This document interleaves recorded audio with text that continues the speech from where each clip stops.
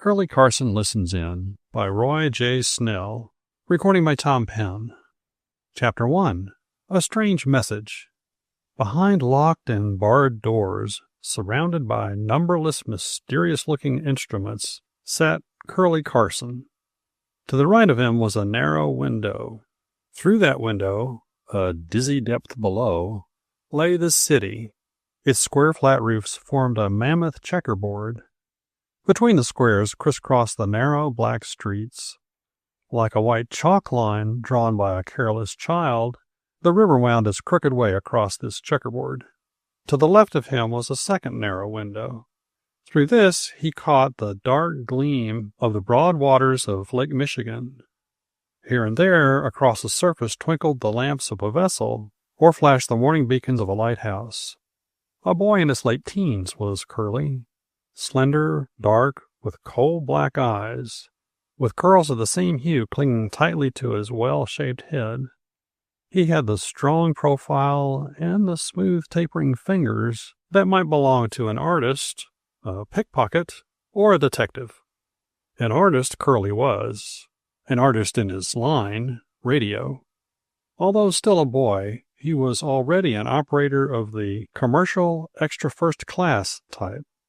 So far as license and title were concerned, he could go no higher. A pickpocket he was not. But a detective he might be thought to be. A strange type of detective, however. A detective of the air. The kind that sits in a small room hundreds of feet in air and listens to the schemes, the plots, the counterplots of men, and to the wild babble of fools.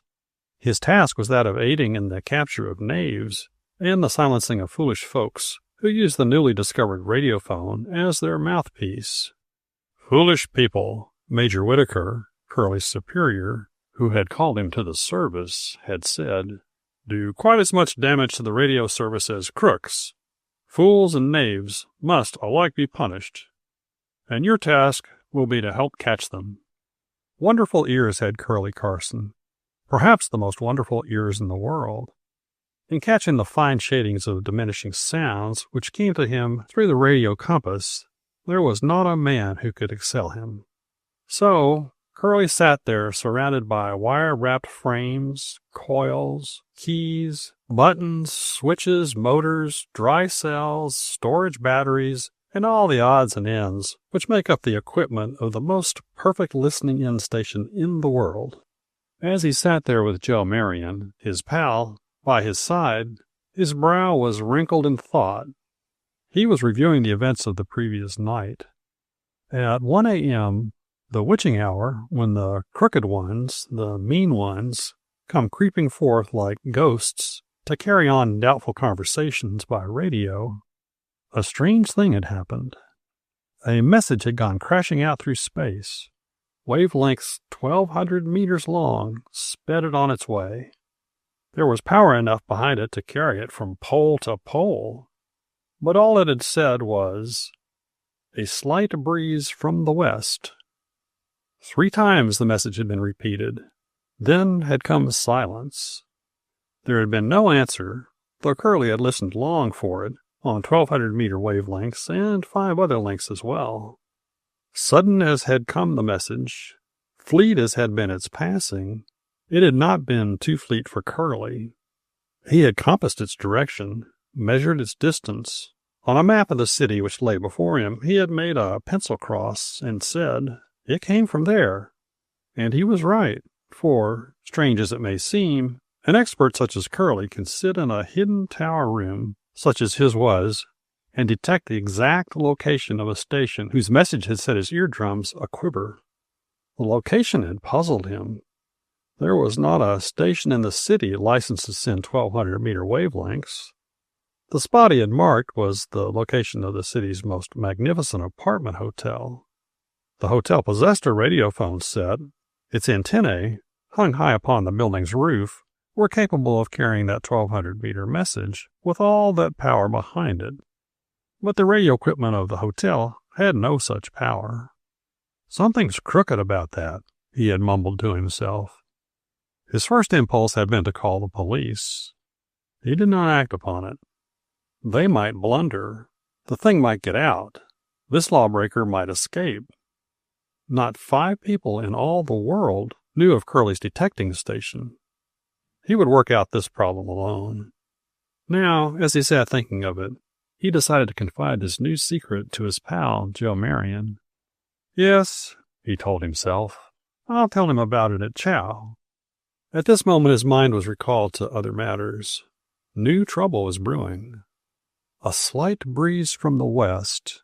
His mind went over the message automatically. And the wind was due east. Don't mean much as it stands, but I suspect means a lot more than it seems to. Just above Curlie's head there hung a receiver. To the right and left of him were 2 loudspeakers. Before him ranged 3 others. Each one of these was tuned to a certain wavelength. 200, 350, 500, 600, 1200 meters. Each was modulated down until sounds came to Curlie's delicately tuned eardrums as little more than whispers. A concert was being broadcast on 350. The booming tones of a baritone had been coming in as softly and sweetly as a mother's lullaby. But now Curlie's ears detected interference. Instantly he was all alert. The receiver was clamped down over his ears. A half-dozen switches were sent, snap, snap, snap. There followed a dead silence. Then in a shrill, boyish voice, together with the baritone's renewal of his song, there came, I want the world to know that I am a wireless operator. Operator. Hoopla! Tra-la! Curlie smiled in spite of his vexation. He acted quickly and with precision. His slender fingers guided a coil-wound frame from right to left. Backward and forward it glided, and as it moved, the boyish hoopla rose and fell. Almost instantly it came to a standstill. There, that's it, he breathed. Then, to Joe Marion, it's a shame about those kids. They won't learn to play the game square, don't know the rules, and don't care. Think we can't catch 'em, I guess. His hand went out for a telephone. Superior 2231, he purred. That you, 2231? Just a moment. He touched a key here, another there. He twisted a knob there. Then, that you, Mulligan? He half-whispered. Good. There's a kid on your beat, got a wireless running wild. Yes? Broke in on the concert. Don't be hard on him. No license? Yes, I guess that's right. Take away his sending set. Give him another chance? Let him listen in. What's that? Location? Clarendon Street, near Orton Place. About second door, I'd say. That's all right. Thanks yourself. Dropping the receiver on its hook, he tossed off his headpiece, snapped at 5 buttons, then settled back in his chair. These kids will be the death of me yet, he grumbled. Always breaking in, not meaning any harm, but doing harm all the same.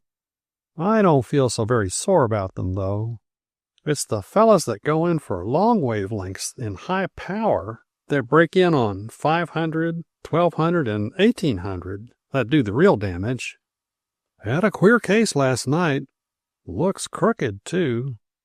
He was silent for a moment. Then he said reflectively, Guess that's about all till midnight. It's after midnight that the queer birds come creeping out. I'm going to tell you about that one last night over the ham sandwich, dill pickle, and coffee. No use to try now. We'd sure get broken in on. Joe Marion, who had been taken on as an understudy by Curlie, was at the present time working without pay. At times, when trouble developed on 2 different wavelengths at once, he took a hand and helped out. For the most part, he merely looked, listened, and learned. His pal he held in the greatest admiration. And who would not?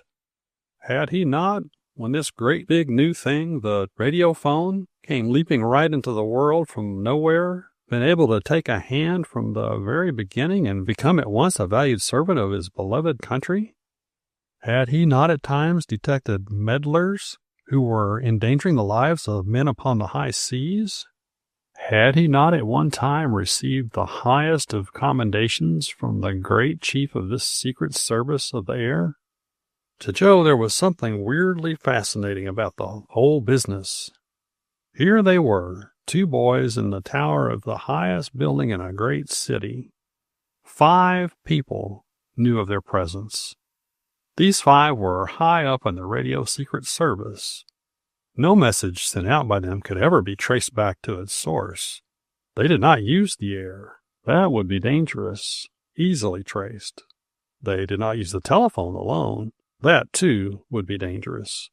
But when a radiophone had been connected to the telephone wire and tuned to a certain wavelength, then they talked, and not even the person they talked with would ever know whence came the message.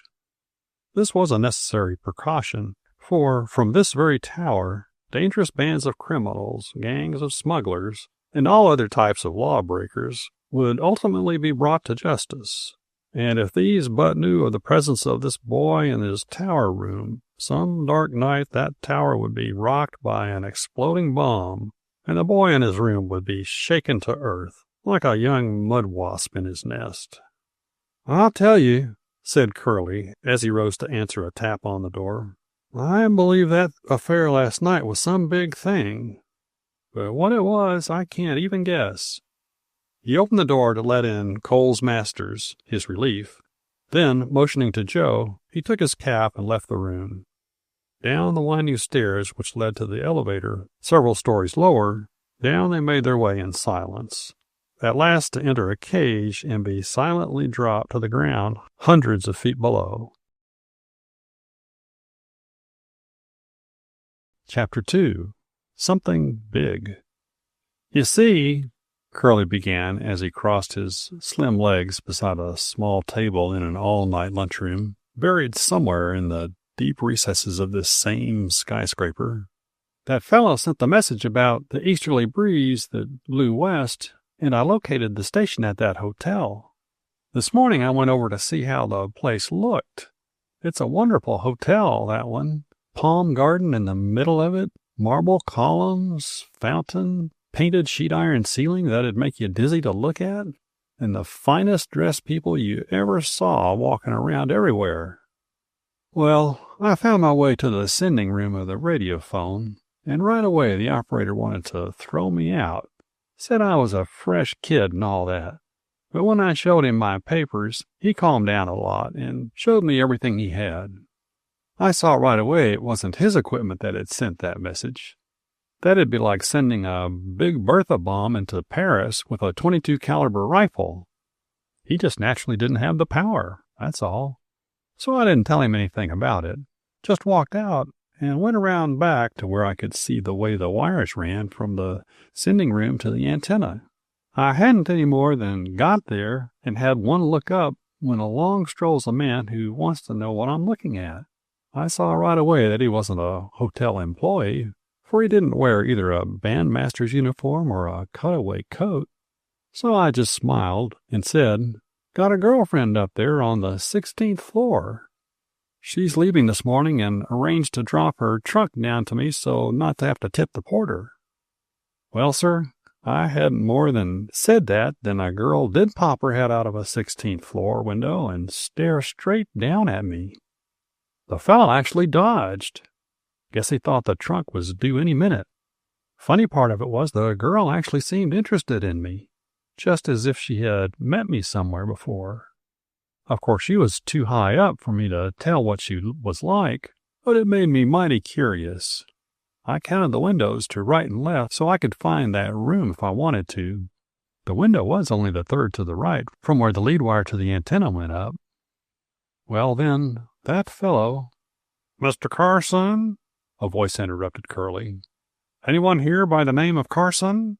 It came from the desk clerk of the eating place. "That's me," exclaimed Curlie, jumping up. "Telephone." "All right. Be back in a minute, Joe." Curlie was away to answer the call. "Hello? That you, Curlie?" came through the receiver. "This is Coles Masters. Got a bad case. Extra bad. Can't understand it. Fellow's sending 600-meter waves with enough power to cross the Atlantic." 600? exclaimed Curlie in a tense whisper. Why, that's what they use for S.O.S. at sea. It's criminal. Endangers every ship in distress. 5 years in prison for it. Get him, can't you? Can't. That's the trouble. Every time I think I got him spotted, he seems to move. To move? Yes, sir. That's queer. I'll be up right away. Come on, exclaimed Curlie, grabbing his hat and dragging Joe to his feet. It's a big one. Moves, he says. Sends 600. Big power. Bet it's that same hotel fellow.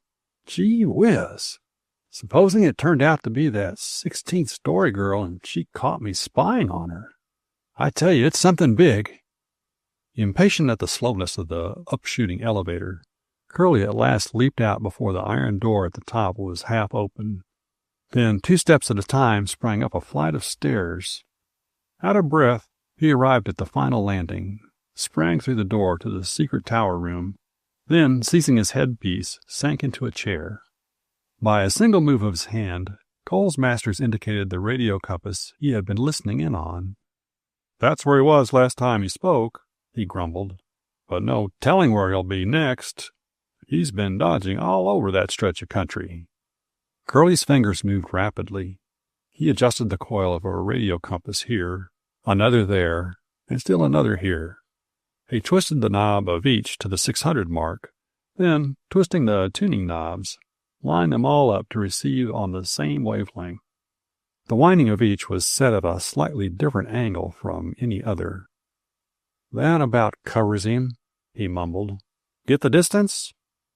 Near as I could make out, said Coles Masters. It was from 10 to 15 miles. He moves toward us, then away at times, just as he does to right and left. Sighed Curlie, resting his chin on his hands. That's a new dodge, this moving business. Complicates things, that does. For a time he sat in a brown study. At last he spoke again, this time quite as much to himself as to the other. Folks don't move unless they have a way to move. That fellow has some means of locomotion. Anyway, he sighed, it's not our friend of the big hotel unless he or she or whoever it is has taken to locomotion, and that's not likely. Not the same side of the city, out near the forest preserve. Yes, or a little beyond, said Coles. What do you think? Asked Curlie suddenly. Has he got an automobile or an airplane? Can't tell, said Coles thoughtfully. You can't really judge distance in air accurately. There are powerful equipments which might be mounted on either automobiles or airplanes. The thing that puzzled me, though, was his line of chatter, all about some map, old French, and a lot of stuff like that. Suddenly he broke off. A grinding sound had come from one of the loudspeakers. There followed, in a clear, strong voice, Map okay. Old French is amazing. Good for $1 million. Curlie's fingers were busy once more, as a tense look drew his forehead into a scowl. About 15 miles, he whispered. Then the voice resumed. Time up the bird. When? A tense silence ensued. Then, faint, as if from far away, yet very distinctly, there came the single word, Wednesday. This was followed by 3 letters distinctly pronounced, L-C-W. A second later came the strong voice in answer, A-C-S. That, said Curlie as he settled back in his chair, in my estimation, ends the night's entertainment. But the nerve of the fellow, he exploded. Sending that kind of rot on 600. Why, at this very moment, some disabled ship might be struggling in a storm on the Great Lakes or even in the Atlantic. And this jumble of words would muddle up their message so its meaning would be lost and the ship with it. The worst I could wish for such a fellow is that he be dropped into the sea with some means of keeping afloat, but with neither food nor drink, and a ship nowhere in sight. If Curlie had known how exactly this wish was to be granted in the days that were to come, he might have experienced some strange sensations. He straightened up and placed a dot on the map before him. That's where he was. I'll motor out in the morning and have a look at things. May discover some clue. Curlie was a bright American boy of the very best type. Like most American boys who do not have riches thrust upon them, when he wanted a thing, he made it or made a way to get it. 3 years previous, he had wanted an automobile, wanted it awfully, and his total capital had been $49.63. He had been wanting that car for some time when an express train hit a powerful roadster on a crossing near his home. Having flocked in with the throng to view the twisted remains of the car, he had been struck with an idea. This idea he had put into action. The railroad had settled with the owner for the car. They had the wreck of it on their hands. Curlie bought it for $25. To his great delight, he had found the powerful motor practically uninjured. The driving gear, too, with the exception of one cogwheel, was in workable order. The remainder of the car he sold to a junk dealer for $5. It was twisted and broken beyond redemption. He had next searched about for a discarded chassis on which to mount his gears and motor.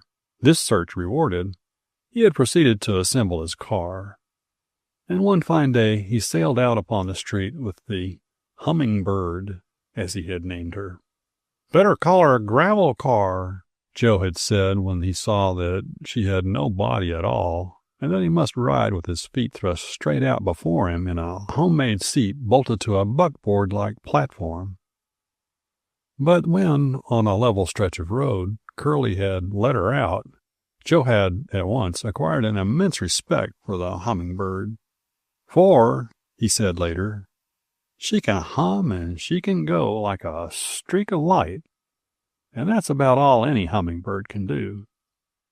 No further messages of importance having drifted into him from the outer air, Curlie, an hour before dinner, made his way down to the street, and, having warmed up the Hummingbird's motor, muttered as he sprang into the seat, "I'll just run out there and see what I see."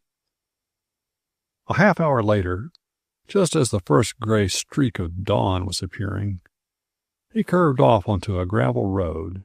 Here he threw his car over to one side, and, switching on a flashlight, steered with one hand while he bent over the side to examine the left-hand track.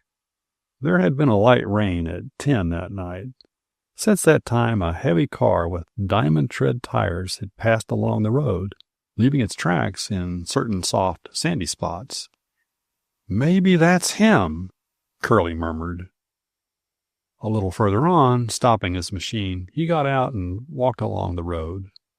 Examining the surface closely, he walked on for 5 rods, then wheeled about and made his way back to the car. "He was over this road 3 times last night. That looks like a warm scent. Can't tell, though. My friend might not have been in a car at all. Might have been in a plane. We'll have a look at the very spot." He twirled the wheel and was away. A half-mile further down the road, he paused to look at a map. "Not quite here," he murmured. "About a quarter-mile further."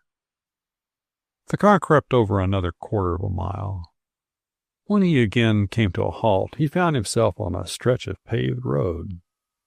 "This is the spot from which the last message was sent." "Tough luck," he muttered. "Can't tell a thing here." Glancing to his right, he sat up with a start. He had suddenly become aware of the fact that he was just before the gate of the estate of J. Anson Ardmore, reputed to be the richest man of the city. "Huh," Curlie grunted. "Car must have stood about here when that last message was sent. Maybe it went up that lane. Maybe it didn't, too. J. Anson's got a son about my age, I guess. Vincent, they call him. He might be up to something. There's a girl, too, 16 or so. Can't tell what these rich folks will do."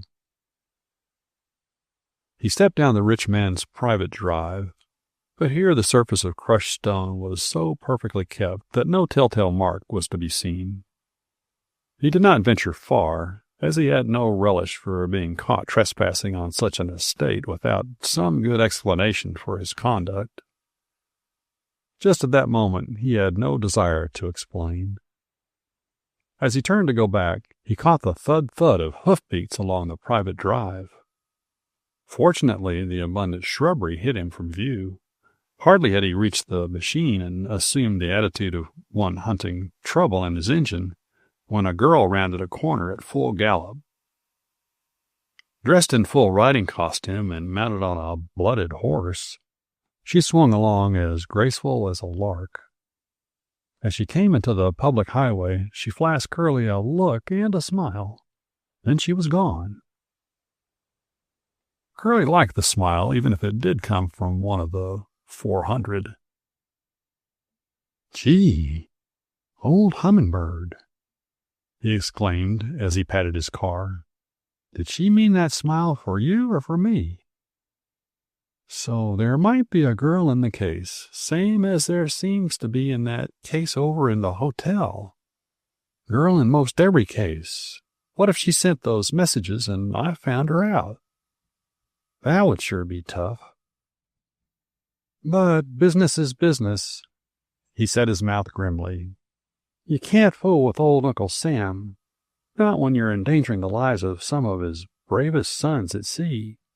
He threw in the clutch and drove slowly along the road. Twice he paused to examine the tracks made the night before.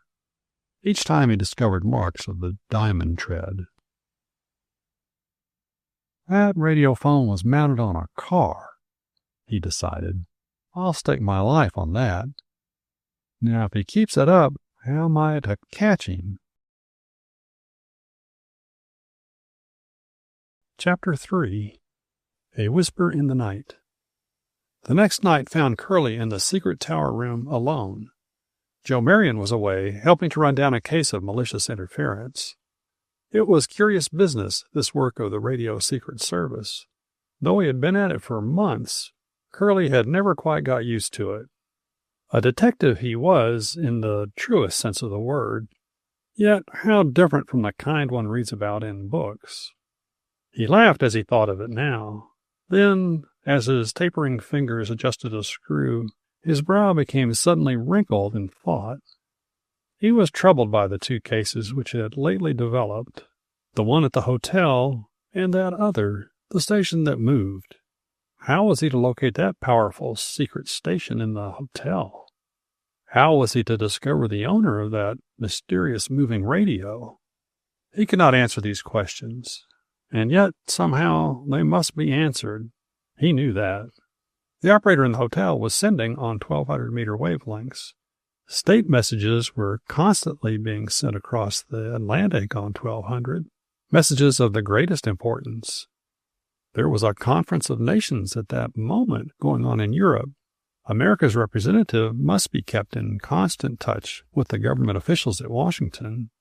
If this person at the hotel persisted in sending messages on 1,200-meter wavelengths, an important message might at any moment be blurred or lost. Not less important was the breaking in of this moving operator on 600. This was the wavelength used by ships and by harbor stations. Great steamships sometimes waited for hours to get a message ashore on 600. If this person were to be allowed to break in upon them, they might wait hours longer. Thousands of dollars would be lost. And then, as we have said before, the message of some ship in distress might be lost because of this person's interference. "When, oh when," sighed Curlie, "will people become used to this new thing, the radiophone? When will they learn that it is a great new servant of mankind and not a toy? When will they take time to instruct themselves regarding the rights of others? When will they develop a conscience which will compel them to consider those rights?" The answer which came to his mind was, perhaps never. But little by little they will learn some things. It is my duty not alone to detect, but to teach. He shifted uneasily in his chair, then held his ear close to the loudspeaker tuned to 200. A message came floating in to him across the air, a mysterious, whispered message. "Hello, Curlie," it said. "You don't know me, but you have seen me." Automatically, Curlie's fingers moved the radio compass backward and forward while his mind gauged the distance. His right hand scrawled through some figures on a pad, and all the time his ears were strained to catch the whisper. "I have seen you," it went on, "and I like your looks. That's why I'm talking now."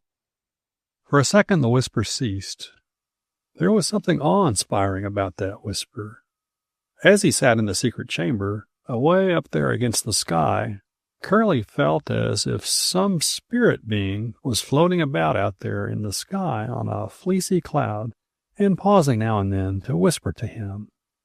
"I saw you," the whisper repeated. "You are in very grave danger.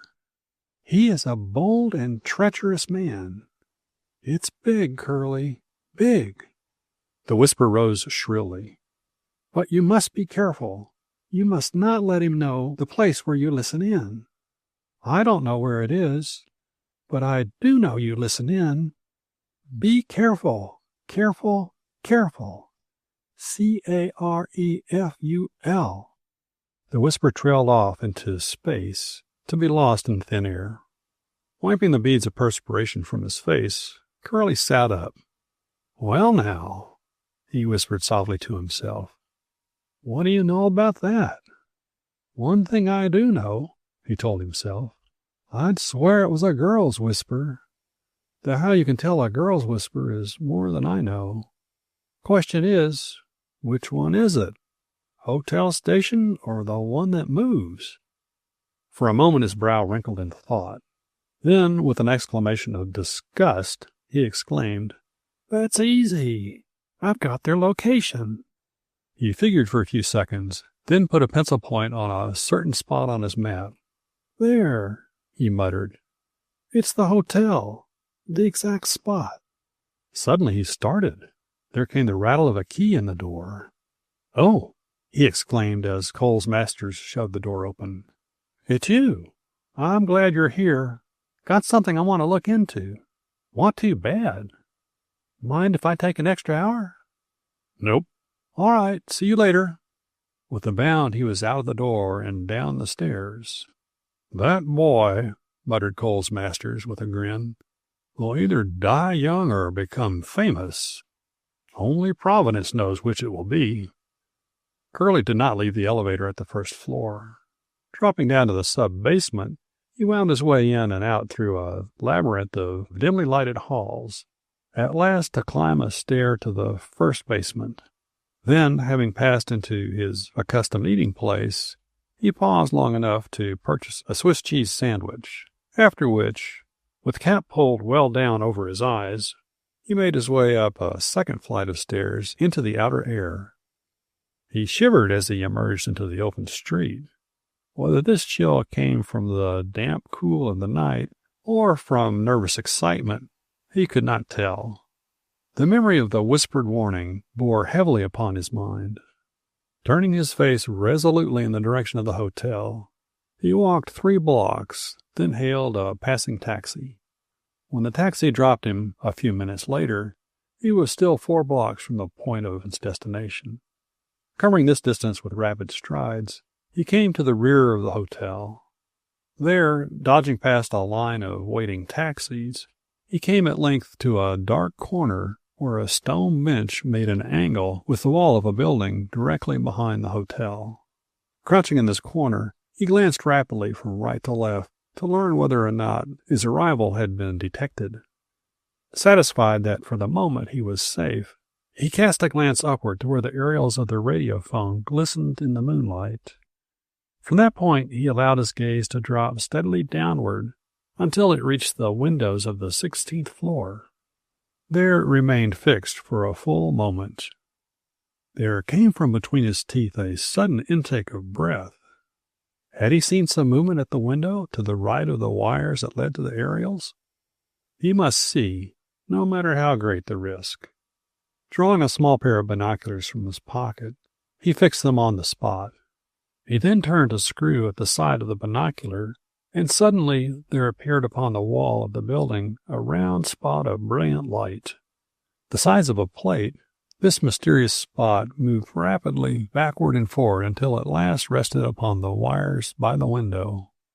"Ah," came an involuntary whisper from the boy's lips. A hand, the slender, graceful hand of a girl, had been clearly outlined against the wall. Quickly as it had been withdrawn, Curlie had seen that between the thumb and finger of that hand was the end of a wire. "Been tapping the aerial. A girl," he muttered incredulously. "And it was she who whispered to me out of the night." He had been crouching low. Now he rose, stretched himself, pocketed his instrument, and was about to make his way out of the yard when, with the suddenness of a tiger, a body launched itself upon his back. So unexpected was the assault that the boy's body closed up like a jackknife. He fell, face down, completely doubled up, with his face between his knees. "Now I gotcha," was snarled into his ear. The weight on his back was crushing. He could scarcely breathe. You have," he managed to groan. "You'll come along," said the voice. Curlie did not speak nor stir. The weight was partly lifted from his back. The man had dropped one foot to the ground.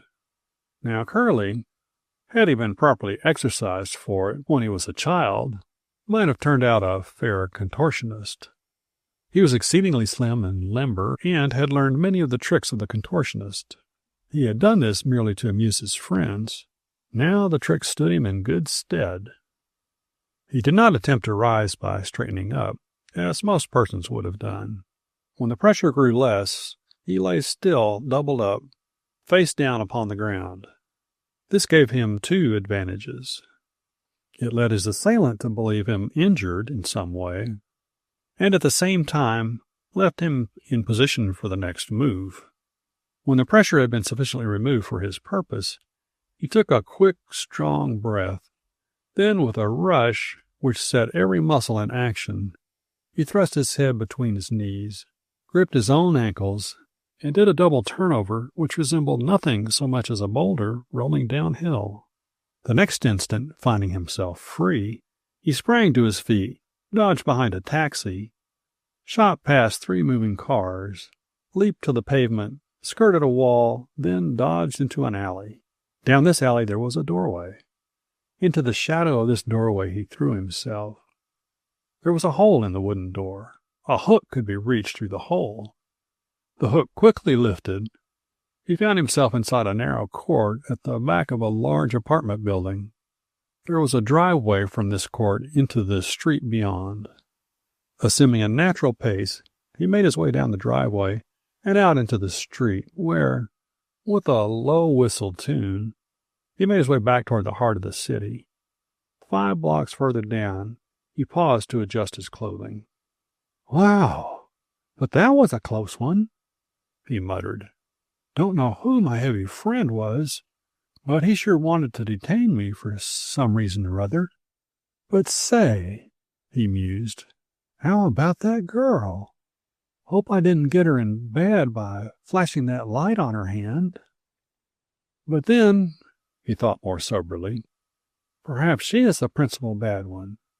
Perhaps she is whispering on 200 just to mislead me. Who knows? You've got to be wise as a serpent when you play this game. That's what you've got to be. There's just 2 kinds of radio detectives, the quick and the dead." He chuckled dryly.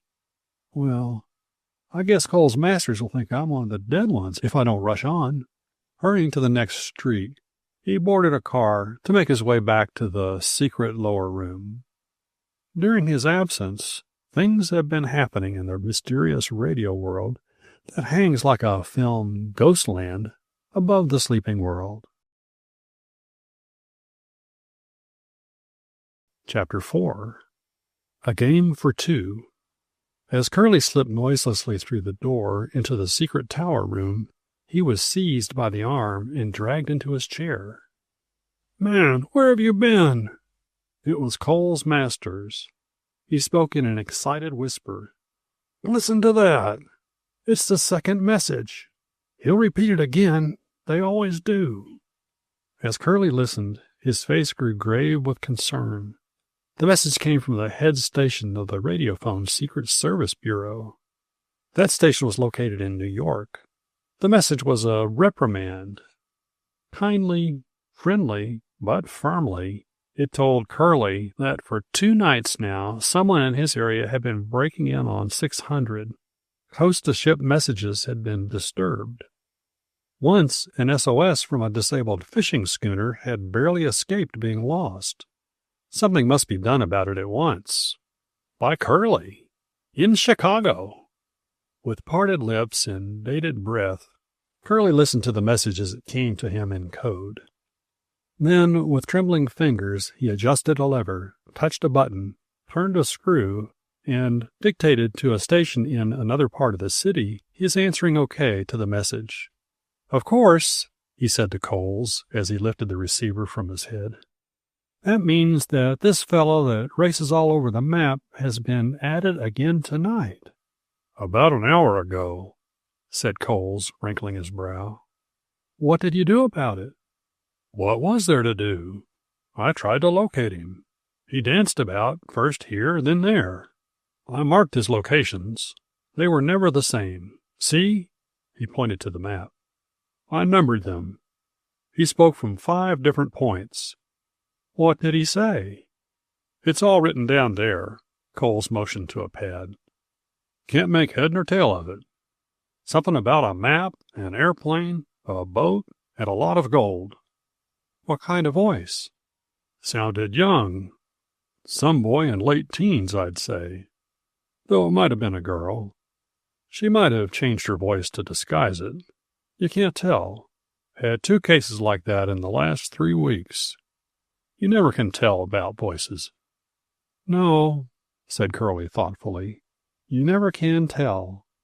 That's about the only thing you can be sure of in this strange old world. You can always be sure that you never can tell. Thing that looks like one thing always turns out to be something else. Point is," he continued after a moment's deep thought, "somebody's getting past our guard, slamming us right in the nose, and we're not doing a thing about it. Don't look like we could. I've got a theory, but you can't go searching the estate of the richest man in your city just on theory. You got to have facts to back you up. And mighty definite facts, too." "Yes, that's right," agreed Coles. "But what do you make out of all this babble about airplane, map, ship, and much gold? Do you suppose it's some smuggling scheme? Some plan to get a lot of Russian or Austrian jewels into the country without paying duty, or something like that?" "I don't make anything out of it," said Curlie rather sharply. "And for the time, I don't jolly much care. The thing I'm interested in is the fact that we're being beaten, that the air about us is being torn to shreds every night by some careless or criminal person, that we're getting a black eye and a reprimand from the department, that sea traffic is being interrupted, that lives are being imperiled, and we can't seem to do anything about it. That's what's turning my liver dark black." He pounded the desk before him until instruments rattled and wires sang.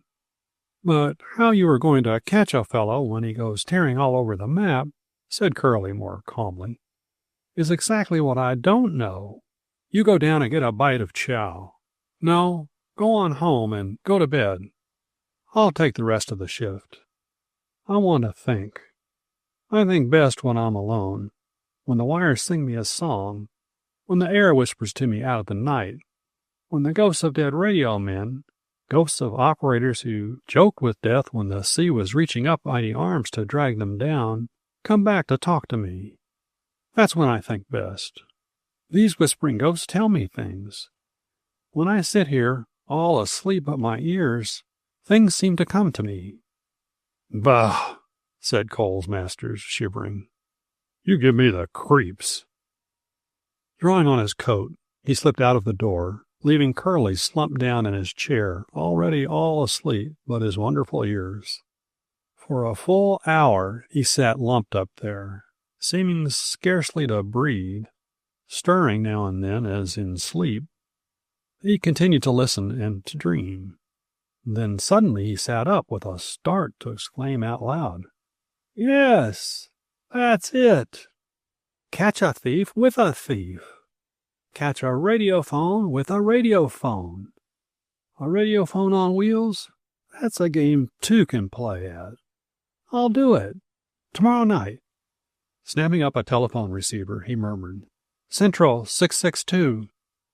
A moment later he tuned an instrument and threw on a switch. "Waitman there?"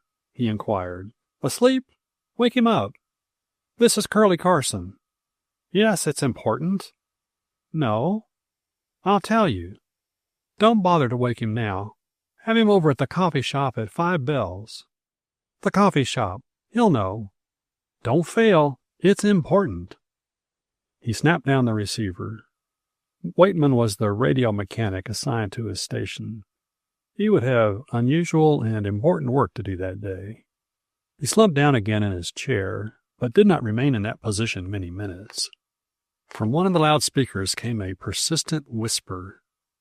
"Hello? Hello, Curlie, you there?" The girlish voice purred, the one that had whispered to him before. "I saw you last night. That was dangerous. Why did you do it? Nearly got me in bad." "Not quite. He almost got you." The whisper ceased. Adjusting the campus coil, Curlie sat at strained attention. "I wish I knew you were listening," came again. "It's hard to be whispering into the night and not knowing you're being heard." Curlie's fingers moved nervously over a tuner knob. He was sorely tempted to tune in and flash an answering okay, if nothing more. But no, he drew his hand resolutely back. It was not wise. There was danger in it. This might be a trap. They might locate his secret tower room by that single okay. Then disaster would follow. The whisper came again. "You're clever, Curlie. Awfully clever. The way you doubled over and turned yourself wrong side out was great. But please do be careful. It's big, Curlie, big." Again the whisper rose almost to speaking tone. "And he is a terribly determined man. Wouldn't stop at anything." The whisper ceased. For a moment Curlie sat there, lost in reflection. Then he muttered savagely, "Oh, get off the air, you little whispering mystery. You're spoiling my technique. Your very terrible friend didn't send any message tonight, and the one he sent before hasn't got us into any trouble. I've got to forget you and go after this moving fellow who sends 600. As if in answer to his challenge, the loudspeaker to his right, the one tuned to 1200, began to rattle. Then, in the full, determined tones of a man accustomed to speak with authority, there came, "Calm night." 3 times, over 5,000 miles of air, this great voice bellowed its message. The silence which followed was ghostly. Cold perspiration stood out on Curlie's brow. It was not necessary for him to calculate the location from which this message was sent. He knew that it had come from the hotel, and it had. "Next thing," he told himself with a groan, "the International Service will be on my back for letting that lion roar. I ought to turn that over to the police, but I won't. Not just yet." Chapter 5. In the Dark. As the clock in a distant college tower struck the hour of 11 the following night, a flat-looking car with a powerful engine stole out into the road that ran by the forest preserve. It was the Hummingbird. Joe Marion was at the wheel. Curlie sat beside him. On the back of the car was a miscellaneous pile of instruments, all securely clamped down. Above, there hung suspended between 2 vertical bars a square frame from which there gleamed the copper wires of a coil. To catch a radiophone on wheels, Curlie had reasoned, one must mount his radio compass on wheels and pursue the offender. How well it would work, he could not even guess. But anything was better than sitting there helpless in the secret tower room, listening to this person tearing up the air in a manner both unwise and unlawful. So here they were, prepared to make the test. Of course, Curlie grumbled, now we've got the trap set, the ghost may decide not to walk on this particular night. That'll be part of our rotten luck. Most ghosts, I'm told, chuckled Joe, prefer to walk when there's someone about, for what's the good of a ghost walk when there's no one to see? So our radio ghost may show up after all. Curlie lapsed into silence. He was reviewing the events which led up to this thrilling moment. When the message on 600 came banging to his ears with great power on that first night, he had carefully platted the various locations of the person who had sent the messages. There had been some crisscrosses shown, but in the main, a line drawn through these points had formed an oblong, which, on the actual surface of the ground, must have been some 10 miles in length by 6 in width. One interesting point was that the first and last messages of that night had been sent at points not a quarter of a mile apart, which goes to show, he reasoned, that this fellow started from a certain point and made his way back to that point, just as a rabbit will do when chased by a hound. And those 2 points, the start and the finish, are close to the driveway into the $1 million estate. But, of course, that doesn't prove that the car came from there. Any person could drive to that point, begin operations, race over the square, and return to that point. Cole's masters had platted the points for the second night. A line drawn through these points made a figure quite irregular in form, which was, however, composed of rectangles.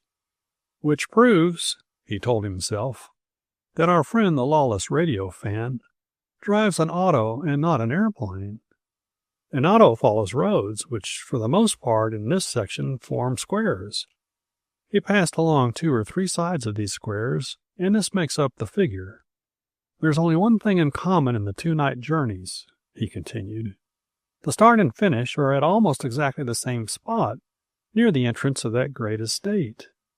He tried not to allow these facts to cause him to hold undue suspicion against the inhabitants of that mansion, but in this he experienced some difficulty.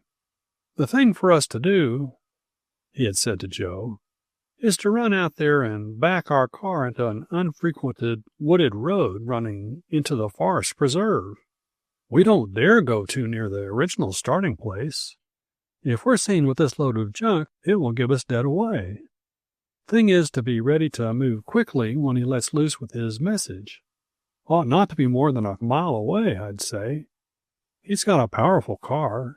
You can tell that by the fact that he sent a message at this corner, then raced over here 4 miles distant, and got another message off in 11 minutes, which is quick action.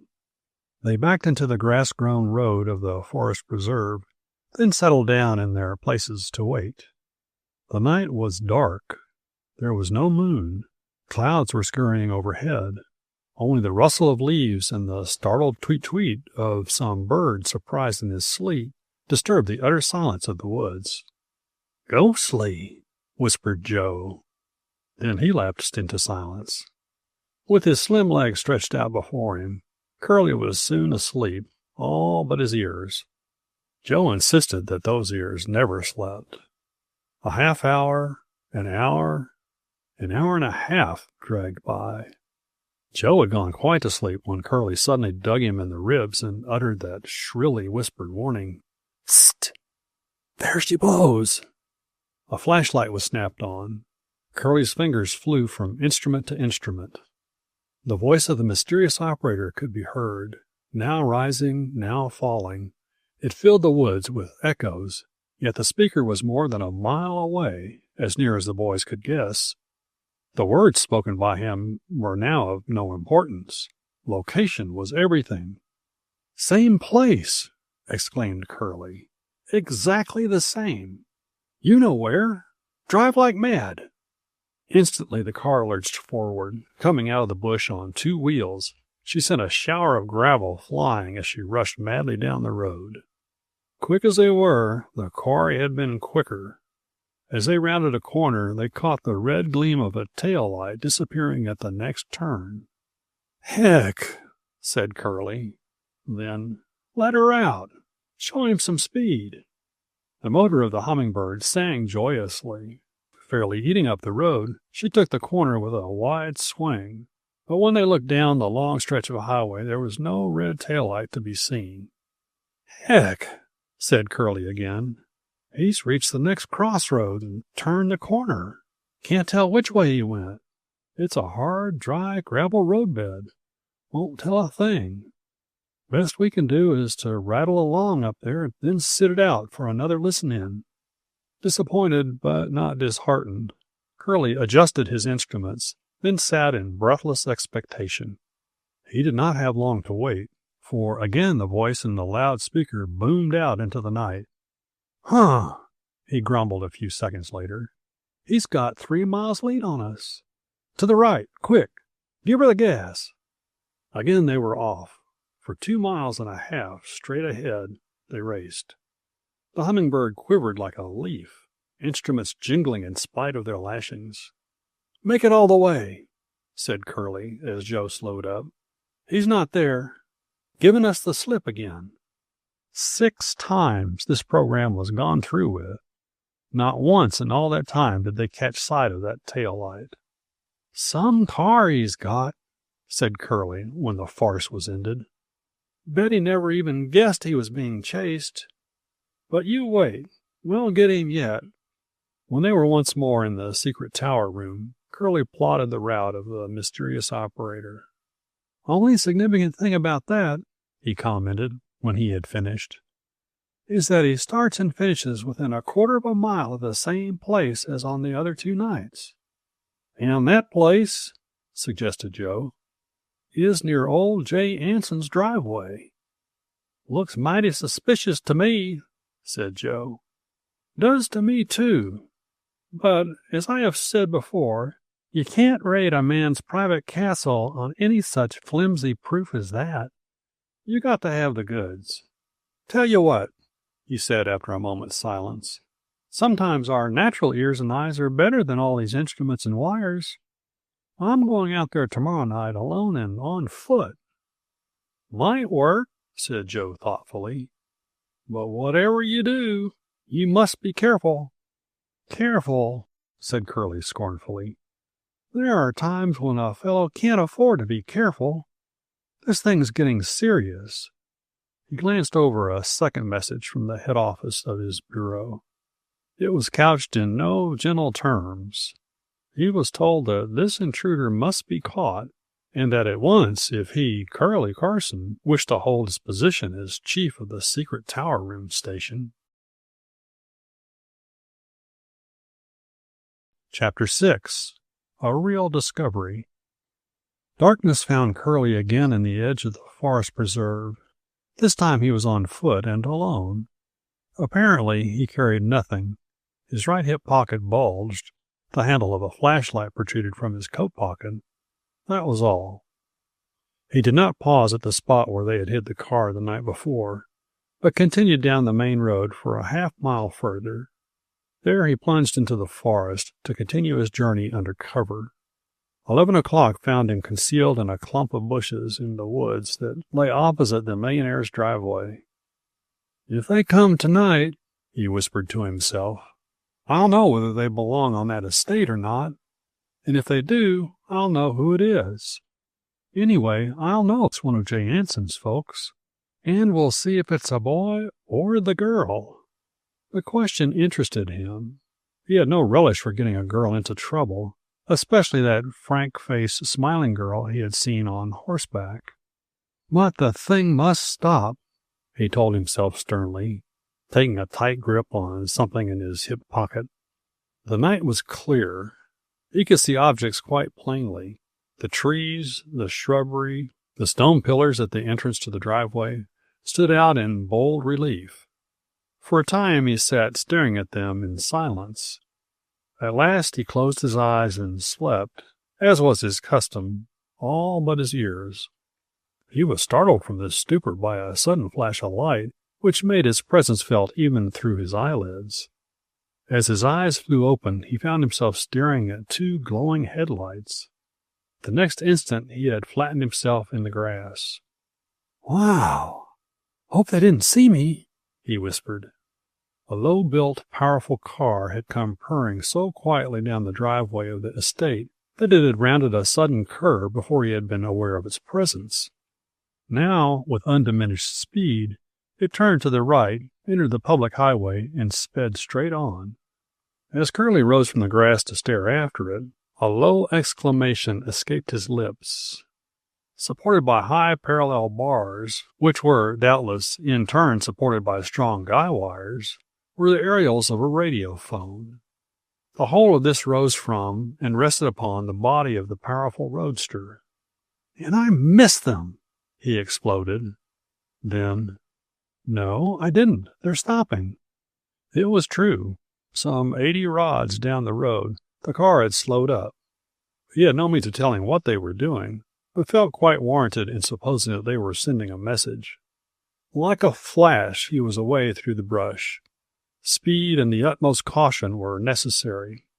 If a limb cracked, if he fell over a hidden ditch, the quarry would be frightened away. He must see what was going on, see it with his own eyes. Fairly holding his breath, he struggled forward. Now he had covered a third of the distance, now half, now 3/4, and now his lips parted in an unuttered groan. He leaped out of the bush. Something flashed in his hand. For a second, that thing was pointed down the road where the speedy car had suddenly resumed its journey. Then his hand dropped to his side. "No," he said slowly. "It won't do. Too risky. Guess they haven't seen me. If not, they will be back. And next time—" He shook his fist at the vanishing car. "Next time, my fair lad, or lady, you won't escape me." Turning back, he again disappeared into the brush. In the meantime, things were happening in the air. Coles Masters, who was in charge of the secret tower room, had his hands full. He switched on this loudspeaker and lowered that one to a whisper. He tuned in this one and cut that one out. "Whew!" he exclaimed, mopping his brow. "What a night! Wish Curlie were here." To start the night's entertainment, a boy had broken in on the radio concert. Then a crank had come shouting right into the middle of a speech by a politician. A few moments later, a message on 1200 had fairly burst his eardrums. The message had been short, composed of just 3 words. "Dark, cloudy night." "Regular thunderbolt behind that," he muttered as he measured the location and found it to come from the city's great hotel. "Enough there to send it round the world.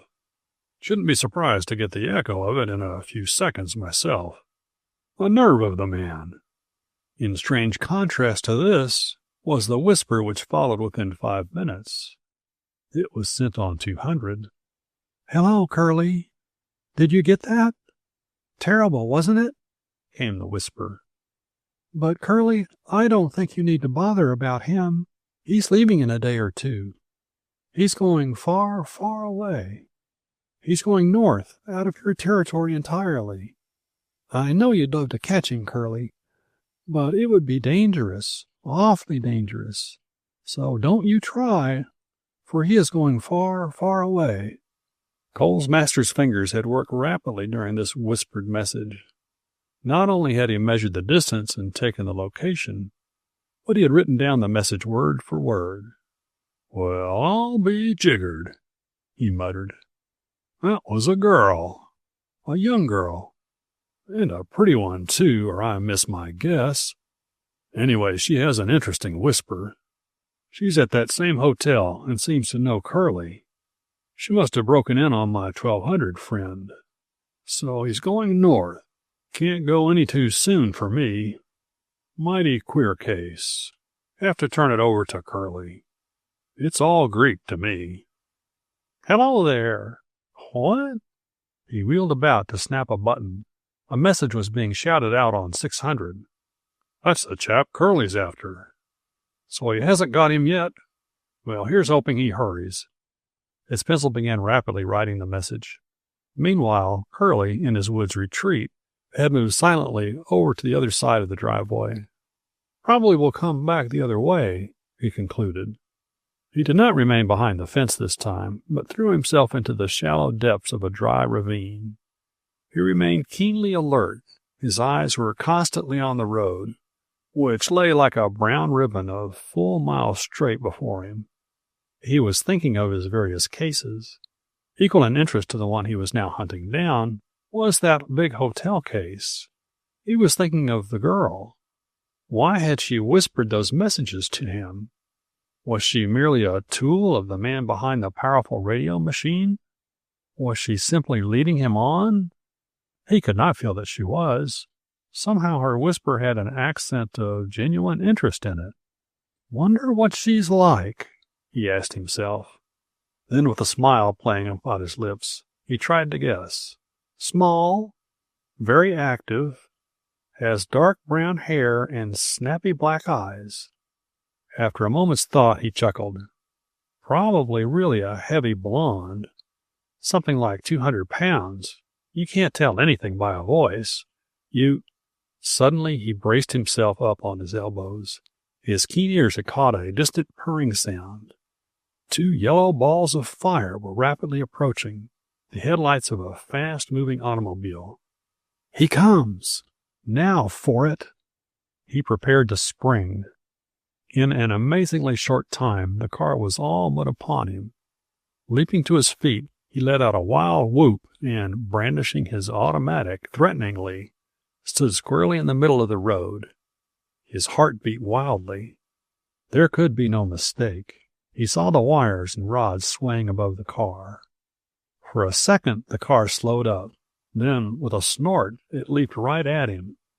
Nimble as he was, he barely escaped being run down. As the car flashed past him, he wheeled about and almost instantly his automatic barked 3 times. Simultaneous with the last shot, there came a louder explosion. "Tire! Got you!" he muttered. Instantly the car swerved to the side of the road. A tire had gone flat. The car had skidded. The rods which carried the aerials caught in a treetop. The car jerked back like a mad horse caught by a lariat, reared up on its hind wheels, threatened to turn turtle, then crashed over on its side with its engine still racing wildly. Sudden as had been the catastrophe, it had not been too quick for the driver. Just as the car crashed over, Curlie caught sight of a figure in long linen duster and with closely wrapped head, dashing up the bank, over the fence, and into the brush. "Go it!" he exclaimed, making no attempt to catch the fugitive. "You know the country better than I do. I'd never catch you in that labyrinth of trees. Besides, I don't need to. Your equipment is pretty well smashed up, and you've left me enough evidence to make out a beautiful case." Walking over to the machine, he reached over and shut off the engine. After that, in a very leisurely manner, he collected various odds and ends from the radiophone equipment. Having stuffed these into his pockets, he wrenched the back number plate from the machine and tucked it under his arm. "Guess that's enough," he murmured. "Now I can take my own time in springing the thing. He probably thinks I was a hold-up man, but even if he guessed the truth, he couldn't escape me and couldn't get his equipment back in shape short of a week. So that's that." Turning, he started toward the nearest interurban line, a good 5 miles away. When he had walked a mile, he stopped suddenly in his track. "Say," he exclaimed, "was that the son or the daughter? All muffled up that way, I couldn't tell." "Oh, well," he resumed his march, "that'll come out in time. Only I hope it wasn't the girl. I sort of liked her looks." Chapter 7. Curlie receives a shock. Having boarded an interurban car, Curlie slept his way into the city. Once there, he hurried over to the secret tower room, where the news of his night's adventure was received with great joy. "So you got him!" exclaimed Coles Masters. "Smashed him up, right? Bully for you. That's great." He slapped Curlie on the back. Dropping into his chair, Curlie dictated a message by secret wire to headquarters in New York. The message stated in modest, concise terms that the nuisance on 600 in the secret tower region was at an end, that the station had been effectively broken up, and that the offender would no doubt soon be in the hands of the law. A half-hour later, he received a highly commendatory message congratulating him on his achievement and bidding him keep up the good work. After glancing over Cole's reports for the evening and making mental notes from them, Curlie prepared to seek his bed and indulge in a good long sleep, the first in several days. There isn't a bit of hurry in going after that rich young fellow, or girl, if it is a girl, he said to Coles. That'll keep. We've got plenty of proof. He jerked a thumb toward the corner, where was a box into which he had tossed the various small parts of a sending set and the number plate of the car. All we need to do now is to saunter out there some fine morning and have a heart-to-heart talk with J. Anson himself. Had Curlie but known it, there was to be a great deal more than that to it. There was to be an adventure in it for him such as he had never before experienced. An adventure which was destined to take him thousands of miles from the secret tower room, and which was to throw him into such dangers as would cause the bravest to shrink back in terror. Since he was blissfully ignorant of all this, he was also blissfully happy in the consciousness of having achieved success in the thing he had undertaken. This, he laughed as he said it, is going to bring me face to face with one of America's greatest millionaires. It's like going before a king in some ways. In others, I fancy it's more like meeting a lion in the street. Anyway, I've always wanted to meet a king, a lion, and a millionaire, and here's where I meet one of them. Ever meet one? He turned to Coles. Meet which? Coles smiled. King, lion, or millionaire? Millionaire. No, can't say I have, though I doubt if we'd either of us recognize one if we should meet one on the street. Someone has said that humanity is everywhere much the same, and I fancy that's true even of very rich folks. They may try to bluff you with their power, but if they find they can't do that, I guess they'll turn out to have the same dreams, the same hopes and fears, the same joys and sorrows as the rest of us. Do you think so? Said Curlie thoughtfully. I hope that's true. It would be a good thing for the world if it were true and if all the people in the world knew it. Well, good night. He drew on his cap. See you in about 16 hours. Guess it'll take me that long to catch up my sleep. After that, I'm going after that fellow who's breaking in on 1200. The fellow over at the hotel with the whispering friend, or enemy, whichever she may turn out to be. Had he but known it, it was to be many days before he was to go after that offender on the 1200-meter wavelengths, and then it was to be in ways of which he had not yet dreamed. And so he slept. When he awoke after 14 hours of refreshing sleep, it was to hear the newsies crying their evening papers. For some time he lay there listening to their shrill shouts and attempting to catch what they were saying. Extra all about. He could get that far, probably because he had heard it so often before, but no further could he go. The remainder was a jumble of meaningless sounds. Suddenly, as he listened, a shrill urchin shouted the words out directly beneath his very window. Whoa, extra, all about the murdered millionaire's son. Here, here, exclaimed Curlie, thrusting his head out at the window. What millionaire's son? Give me one of those papers. He tossed the boy a nickel and received a tightly wrapped paper. Sent through the window as if shot from a catapult, it landed with a bump on the floor. His hand trembled so he could scarcely unroll the paper. His head whirled. Murdered, he said to himself. Millionaire's son murdered? Can it be Vincent Ardmore? Did a bullet from my automatic, glancing from the wheel, inflict a mortal wound? He saw himself behind prison bars in Murderer's Row. Cold perspiration stood out on his brow as he read in staring headlines, J. Anson Ardmore's son, believed murdered. Believed? He caught at that single word as a camel in a desert snaps at a straw. So they were not sure. Hastily he read the column through, then dropped limply into a chair. Oh, what a shock, he breathed. He was vastly relieved. The article stated that the car belonging to the millionaire's son had been found by a laborer employed on the estate as he came to his work very early in the morning. The car, which was badly smashed up, bore the mark of a bullet in the rear tire and one in the lower part of the body. It was believed that the young man, being pursued by bandits and having attempted to escape, had had his car riddled by bullets and had been thrown into the ditch.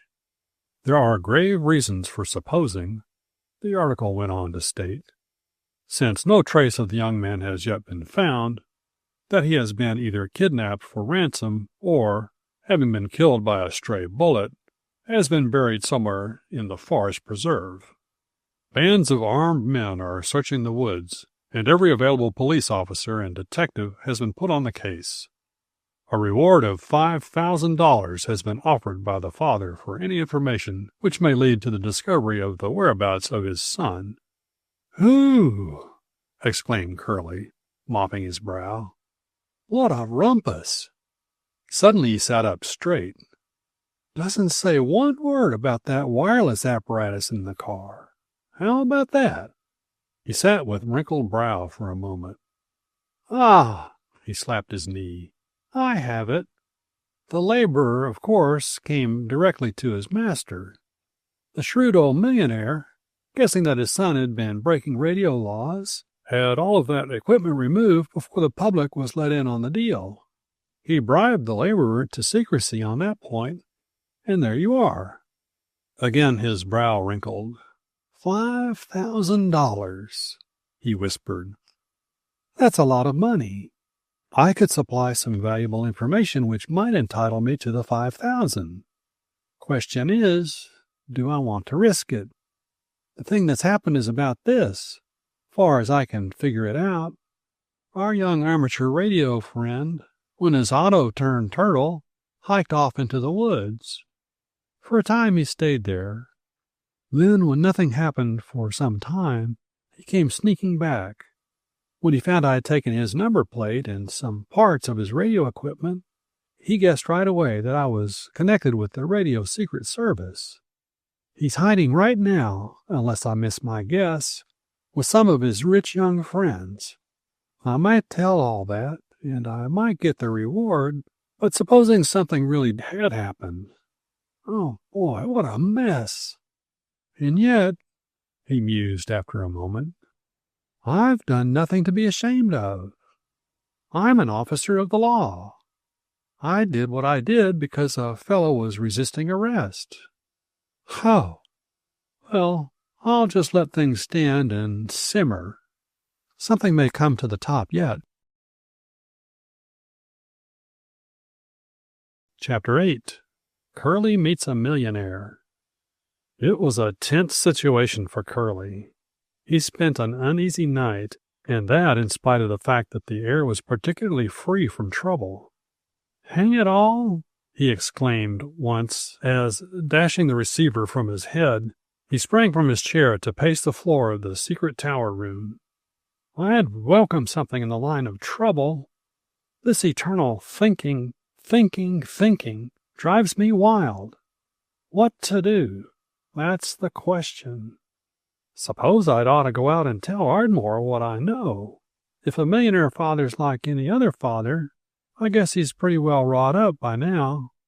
But if I go, and if I tell him the whole truth, I'm as sure as I am of anything that it will get me into a mess, and that's the sort of thing I don't like."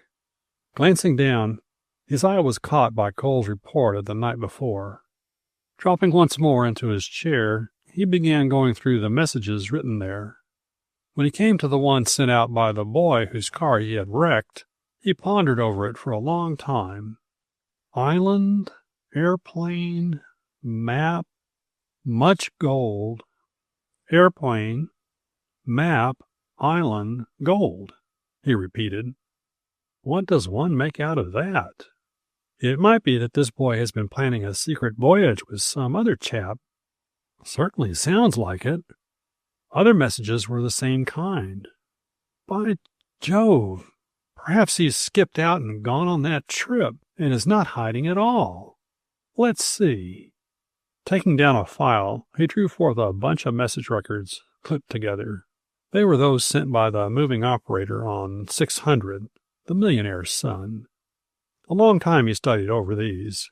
Seems to sort of prove my theory, he muttered once. Can't be sure, though. Then suddenly he sat up straight. That's the idea. He slapped his knee. The very thing. Why didn't I think of that before? If he doesn't show up by morning, I'll do it. I'll just take these records over to Ardmore and suggest to him that they may shed some light on the subject. No need to tell him I was in on the wrecking of the car at all. That wouldn't help any. These records might. And if I can help to find him and bring him back, then, oh boy. Oh, you baby fortune. 5,000 big red round dollars. He sat back, trying to measure the meaning of the possession of $5,000, which did not have to be spent for bed, board, and clothing. At last, he gave it up in despair. The morning papers assured the interested city that the son of their money king was still missing. To make sure that this report was correct, Curlie called up the mansion and inquired about it. When he learned that it was indeed true, he requested the servant who answered the telephone to inform the millionaire that a representative of the Secret Service of the Air would arrive at his residence with copies of certain radiophone messages sent out by his son previous to his mysterious disappearance, which might shed some light on the subject. Shortly after that, he leaped into the driver's seat on the Hummingbird and motored away to the west. Arrived at the forest preserve, he backed the car into the deserted roadway in the forest at the very spot where he and Joe had concealed themselves the night of the race. "Have to leave you here, old thing," he whispered. "If a fellow were to pull up that driveway in such a rakish craft as you are, they might think him crazy and throw him out. Well, here goes," he whispered to himself as, having rounded the last clump of decorative shrubbery, he came in sight of the red stone mansion. "Whew, what a stunner," whispered Curlie to himself. The sun was tipping the parapets of that mansion with gold. The dew sparkled on the perfectly kept green. It was indeed a beautiful picture. Tiptoeing up the steps, he was about to lift the heavy bronze knocker when a porter opened the door and motioned him to enter. "Are you the man?" he asked in a low tone. "I'm the boy who wired about the messages." "Step right this way. He's waiting." Curlie's heart beat fast. Was he to be ushered at once into the august presence of the magnate? He had pictured to himself hours of waiting, interviews by private secretaries, and all that. And yet here he was, in a large room furnished in rich mahogany, seemingly the rich man's home office. He was being greeted by a stout, broad-shouldered, brisk, and healthy-looking man, who was assuring him that he was speaking to J. Anson Ardmore himself, and inviting him to sit down. With his head in a whirl, he managed to get himself into a chair, and all this while he was telling himself things like this. "Curlie, old boy, this is going to be strenuous. This man is powerful, magnetic, almost hypnotizing. He will find out as much as he can from you. He will tell you as little as necessary to attain his end. To him, all life is a game in which he conceals much and discovers all that lies in his opponent's hand. He probably knows you have the goods on his son.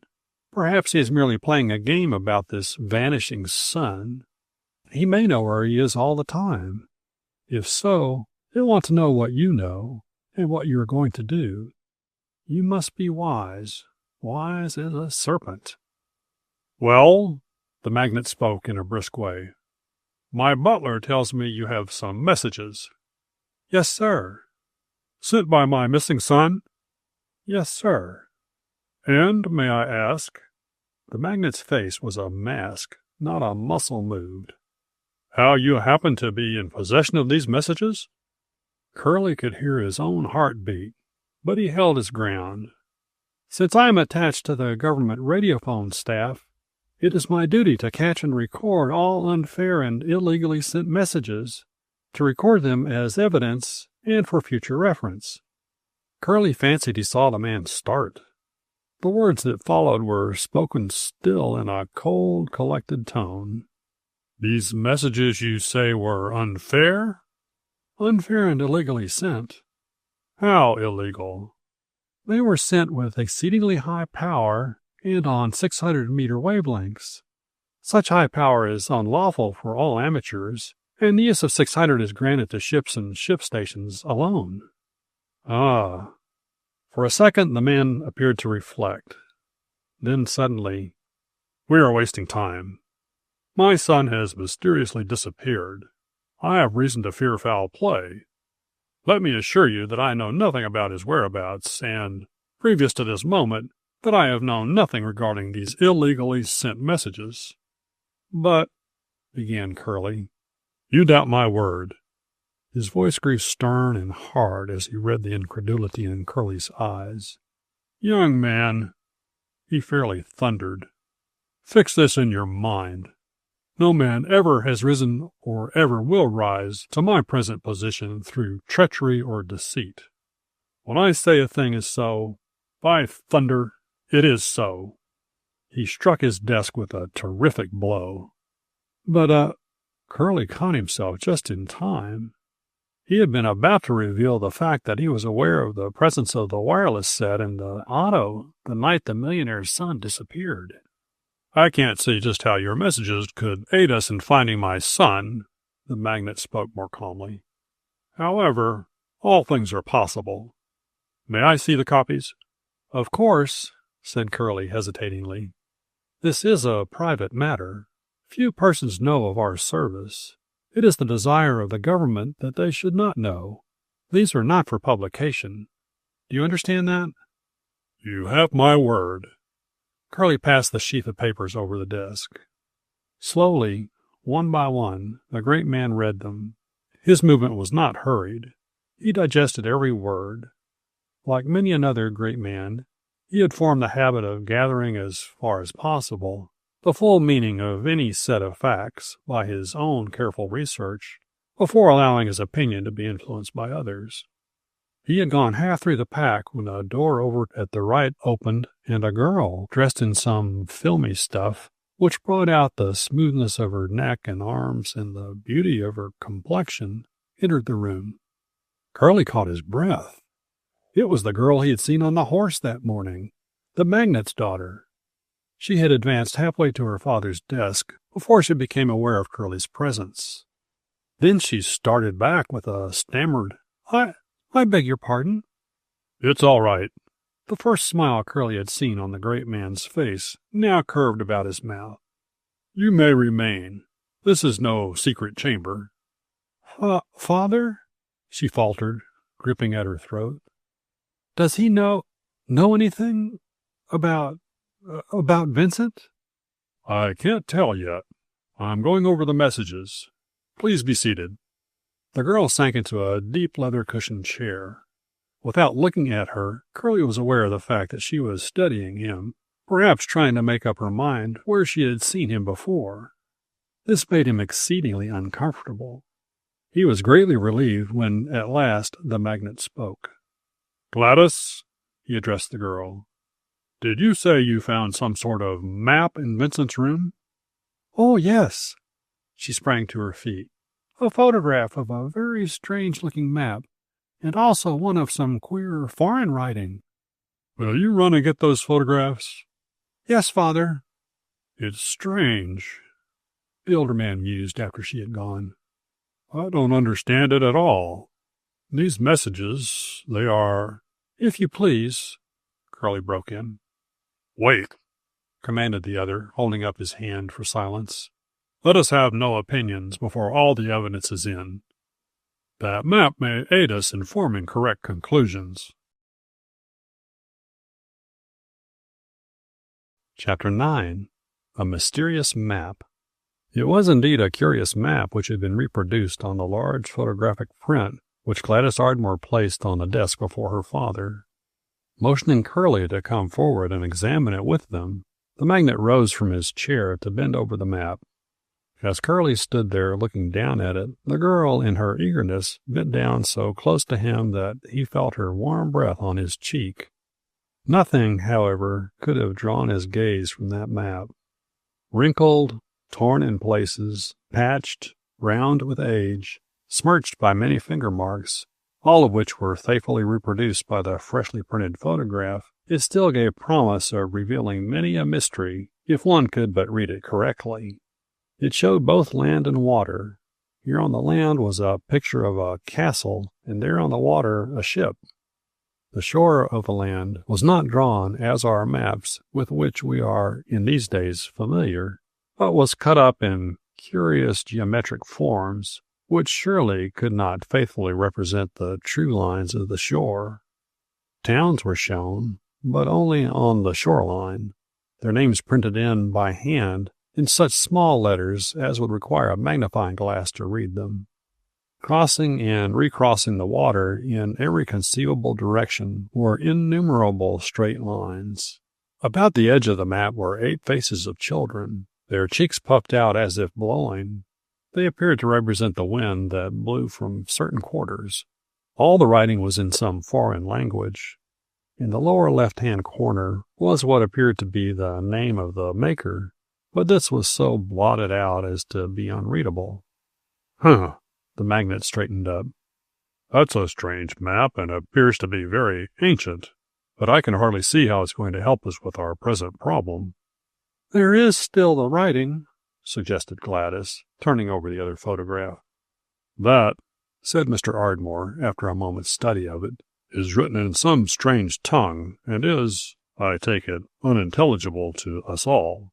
"It's a photograph of the back of the map," suggested Curlie, pointing out certain spots where the wrinkles and tears were the same. "My French teacher will be here at 10 o'clock. He knows several languages. Perhaps he could help us," suggested Gladys. "We will leave that to him," said her father. "Now about these messages," he went on, turning to Curlie. "What is your theory?" Stammeringly, Curlie proceeded to explain the idea which had come to him, the notion that Vincent Ardmore and some pal of his had been planning a secret trip of some sort. "That is entirely possible," said Ardmore. "Vincent is daring, even rash at times. If some wild fancy leaped into his head, he would attempt anything. Now that you speak of it, I do think there might be something in your theory. Perhaps, after all, we may get some light from that map and the writing on the back of it. I shall await the coming of the professor with much anxiety." "Father," exclaimed Gladys, "I have seen some such maps as this one at some other place." "Where?" "It was over at that big library, the one you are a director of." "The Newtonian?" "Yes. I was over there once, and they showed me a great number of ancient maps. Oh, a very great number. And such strange affairs as they were. There were some similar to this one. I know there were." "Young man," said the magnate, turning to Curlie, "may I command your services on this matter for the day?" Curlie bowed. "Good. You will not be unrewarded. I am of the opinion that something may be learned by a study of the maps my daughter speaks of. Unfortunately, I am engaged. I cannot go to the library. Would it be asking too much if I were to request that you accompany her?" Curlie assured him it would not. In his heart of hearts, he assured himself that it would be a great privilege. "Very well, then, Gladys," the magnate bowed to his daughter. "I suggest that you plan on being back here at 11. By that time, your French teacher may have something to tell us." Bowing to them both, he dismissed them with a wave of his hand. As the neat little town car, which was apparently Gladys Ardmore's exclusive property, hurried them away toward the North Side Library, Curlie had time to think and to steal a look now and then at his fair hostess. Matters had been going rather rapidly of late. He found it difficult to keep up with the march of events.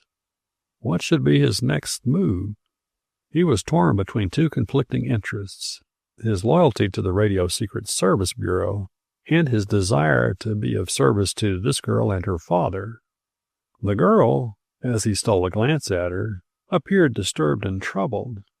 There was a tenseness about the lines of her mouth, a droop to her eyelids. For all the world, as if she were in some way to blame for what has happened, he told himself. Instantly the question popped into his mind. Does she know more than she cares to tell? He thought of the wireless equipment which had been removed from the wrecked car before the reporters had arrived. The laborer would hardly do that without orders from someone. Who had that someone been? The millionaire had denied all knowledge of the radio messages. Curlie believed that he had told the truth. Here was an added mystery. He was revolving this in his mind when the girl spoke. It must be very interesting listening in. Listening in? Curlie feigned ignorance of her meaning. Yes. Isn't that what you do? Listen in on radio all the time? Curlie started. How did she know? Why, yes. Since you've asked, that is my work. Where, she hesitated, is your station? That, smiled Curlie, is a state secret. Very few know where it is. Oh, she breathed. A mystery. Curlie nodded. Something like that. I love mysteries, she whispered. I love to unravel them. Some day I shall surprise you. I shall come walking into that secret room of yours. There was a look on her face that he had not seen there before. It was disturbing. It spoke of a quality which, he concluded, she had inherited from her father, the quality of firmness and determination which had made him great. I'd rather you wouldn't try, he almost stammered. Oh, here we are, she exclaimed, at the library. Leaping out of the car, she led the way up the broad steps of an imposing gray stone structure. Down this way, she whispered, as if awed by the vast fund of knowledge stowed away between those walls. Without further words, they made their way within. 10 minutes later, they were together bending over a great pile of ancient maps. Done on sheepskin and vellum, gray and brown with age, yet with colors as bright as on the day they were drawn. These maps spoke of an age that was gone and of a map-making art that is lost forever. Look at this one, exclaimed the girl. The date's on it, 1450. Made before the days of Columbus. And look, it is like the one Vincent had the photograph of, the most like of any. Yes, but not the same, said Curlie. See, those strangely shaped islands in the lower right-hand corner are not on it. Neither are the cherubs blowing to imitate the wind. That's true, said the girl in a disappointed tone. I had hoped it might be the same map. It might have told us something. Suddenly Curlie was struck with an idea. Leaving the girl's side, he approached the librarian.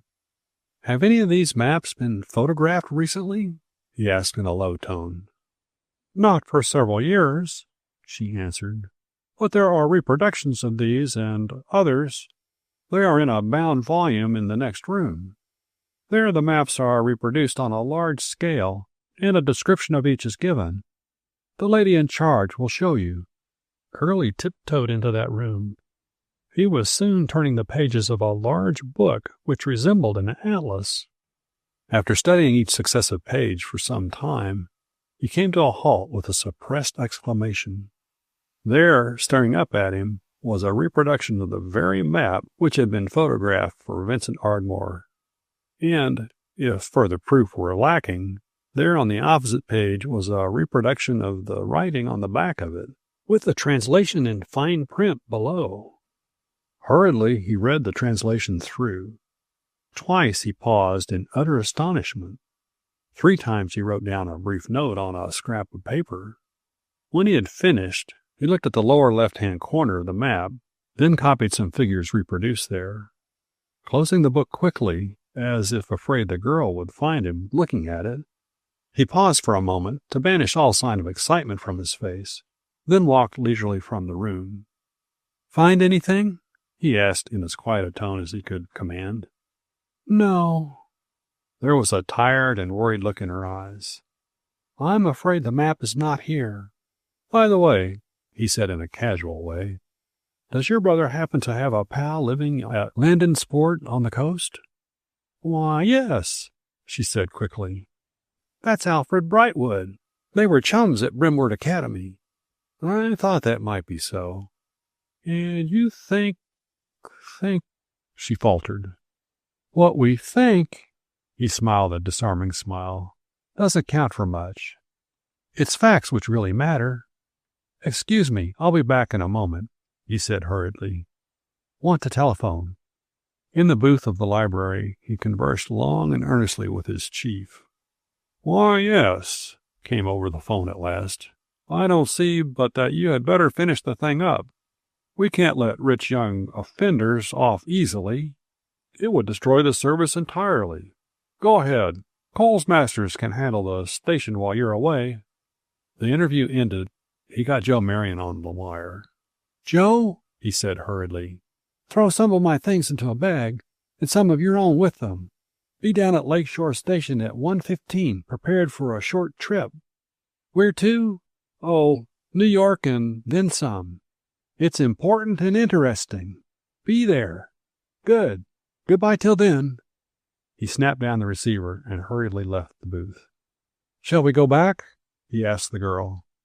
"I suppose we might as well," she said dejectedly. Then, brightening suddenly, "Yes, let's hurry back. Perhaps the professor has found out something from that queer old writing." Chapter 10. The First Lap of a Long Journey. On the way back to the Ardmore home, both the girl and her escort were silent for some time. Then, turning to her, Curlie asked, "Has this friend of your brother's, Brightwood, did you say his name was? Has he a seaplane?" "Is that an airplane which flies up from the ocean and lights upon it when one wishes it to?" "Yes." "He has one of those." "Yes, I'm sure of it. He wanted to take me for a ride out over the sea last summer." "And is he what you would call a daring chap, ready to attempt anything?" "Why, yes, he is. But how do you know so many things?" "It is my duty to know." Again he lapsed into silence. On arriving at the estate, they found Gladys's father in a strange state of agitation. "Just received a telegram from an old and trusted friend who is on the coast of Maine. He says Vincent has been seen there within the last 24 hours. What that can mean, I haven't the faintest notion. I should go there at once, but business makes it entirely impossible." "Under one condition," said Curlie soberly. "I will go east and attempt to bring your son home. Indeed, I shall go anyway. Have already arranged transportation, in fact, and leave in 2 hours. But it would please me if I might go with your approval." "You have arranged to go?" The older man's face expressed his astonishment. "For what purpose?" "On a commission for the government." "And you wish my permission for what?" "To bring your son back with a warrant, under arrest." The older man looked at Curlie for a moment, as if to discover whether or not he was joking. "Young man," he said slowly, "do you know who I am?" "You are J. Anson Ardmore, one of the richest men of the Middle West." "And do you know that I could crush you with my influence?" "No, sir, I do not." Curlie drew himself up to his full height. "Those days are gone forever. I am part of the United States government, the government which has made it possible for you to gain your wealth. Her laws must be obeyed. You could not crush me, and, what is still more important, you have no notion of doing so." "What?" The magnate's face became a study. Then it broke into a smile. I like your spirit, he said, seizing Curlie's hand in a vice-like grip. You have the power of the law behind you. You need no consent of mine. But so be it. If my son has broken the law, he shall suffer the penalty. There is one other matter, said Curlie soberly. At the present moment it is merely a theory. I'm unable to offer any worthwhile proof for it. But it is my belief that your son and his chum, Alfred Brightwood, are considering a very perilous seaplane journey. Indeed, they may even at this moment be on their way. If that is true, they should be followed at once in some swift-traveling vessel, for they are almost certain to meet with disaster. That Brightwood boy will be the death of us all yet, exploded the father. For sheer foolhardy daring, I have never known his equal. Time and again I have attempted to persuade Vincent to give up associating with him, but it has been of no avail. Alfred appears to hold some strange hypnotic power over him. For a moment he stood there in silence. When he spoke, he was again the sober, thoughtful businessman. If what you say is true, and you find that they have already departed on this supposed journey, my private yacht is at your disposal. It lies in the mouth of the river at Landensport. The captain and engineer are on board. You will need no further crew. She is the fastest private engine-driven yacht afloat. If necessity demands, do not hesitate risking her destruction. But you will not, of course, endanger your own life. All right. Then I guess everything is settled. You will wire instructions to the captain of the yacht. I must hurry to my train. Curlie hastened from the room. Joe was awaiting Curlie at the depot. Filled with an eager desire to know what was to be the nature of this new adventure, he could wait scarcely long enough to buy tickets, reserve sleeper berths, and to board the train before demanding full details. The train was a trifle slow on pulling out. As he outlined the situation to Joe, Curlie kept an eye out of the window. Once he caught sight of a slight girlish figure which seemed familiar. He could not be sure, so heavily veiled was her face. He had quite forgotten the incident when, a few hours later, he entered the diner for his evening lunch. What then was his surprise on entering to see Gladys Ardmore calmly seated at a table and nibbling at a bun. She motioned him to a seat opposite her. "You didn't expect to have me for a fellow passenger, did you?" she smiled. Curlie shook his head. "Well, I didn't expect to go until the last moment. Then the professor came with the translation of the writing on the map all written out. Father thought you should have it, so he sent me with it. I arrived just in time and decided all at once that I ought to, that I wanted, that I must go with you." There was a pathetic catch in her voice that went straight to Curlie's heart. After all, he told himself, he's her brother, and that means a lot. When he looked at her the next moment, he discovered there the strangely determined look which was so like her father's, and which he had seen once before on her face. "Here is the translation," she said simply as she passed over a roll of paper. "Order your dinner. We will have plenty of time to look over the papers later." "She's a most determined and composed little piece of humanity," was Curlie's mental comment. "I don't like her following me, but since she's here, I suppose I better make the best of it." Had he known how far she would follow him, and what adventures she was destined to share with him, he might have been tempted to wire her father to call her back. Since he did not know, he ordered meat pie, French fried potatoes, English tea biscuits, cocoa, and apple pie, then settled himself down to talk of trivial matters until the meal was over. When at last he saw the waiter remove the girl's finger bowl, Curlie put out his hand for the paper. The hand trembled a trifle. Truth was, he was more eager than he was willing to admit to read the French teacher's translation of the writing on the back of the map. Now, as he held it in his hand, one question came to the forefront of his mind. Was this photograph a reproduction of the map that had looked so much like it? The one in the great volume at the library? The translation would clear up that point. But then it might not be, he reasoned. The book said that the original of this map had belonged to an English lord something like 100 years ago, that it had disappeared, and nothing had been heard of it since. The professor said, smiled the girl, a trifle anxiously, that the writing was in very, very old Spanish, and for that reason he might not have understood every word of it correctly, but that taking it all in all, he thought he had made the meaning clear. We'll have a look, said Curlie, unfolding the paper. He said it was the photograph of a very unusual manuscript, rare and valuable. There was something about the way the girl said this, which led Curlie to guess that she might know who was in possession of the original. He was, however, too much excited over the first lines of the translation to ask her any questions. The Island of Lagos, he read the title to himself. Beneath this, in brackets, were the words, being the account of how the good ship Torrance was cast ashore on an unknown island in the midst of the great sea, an island whereon there are many barbarians having much gold. Curlie caught his breath.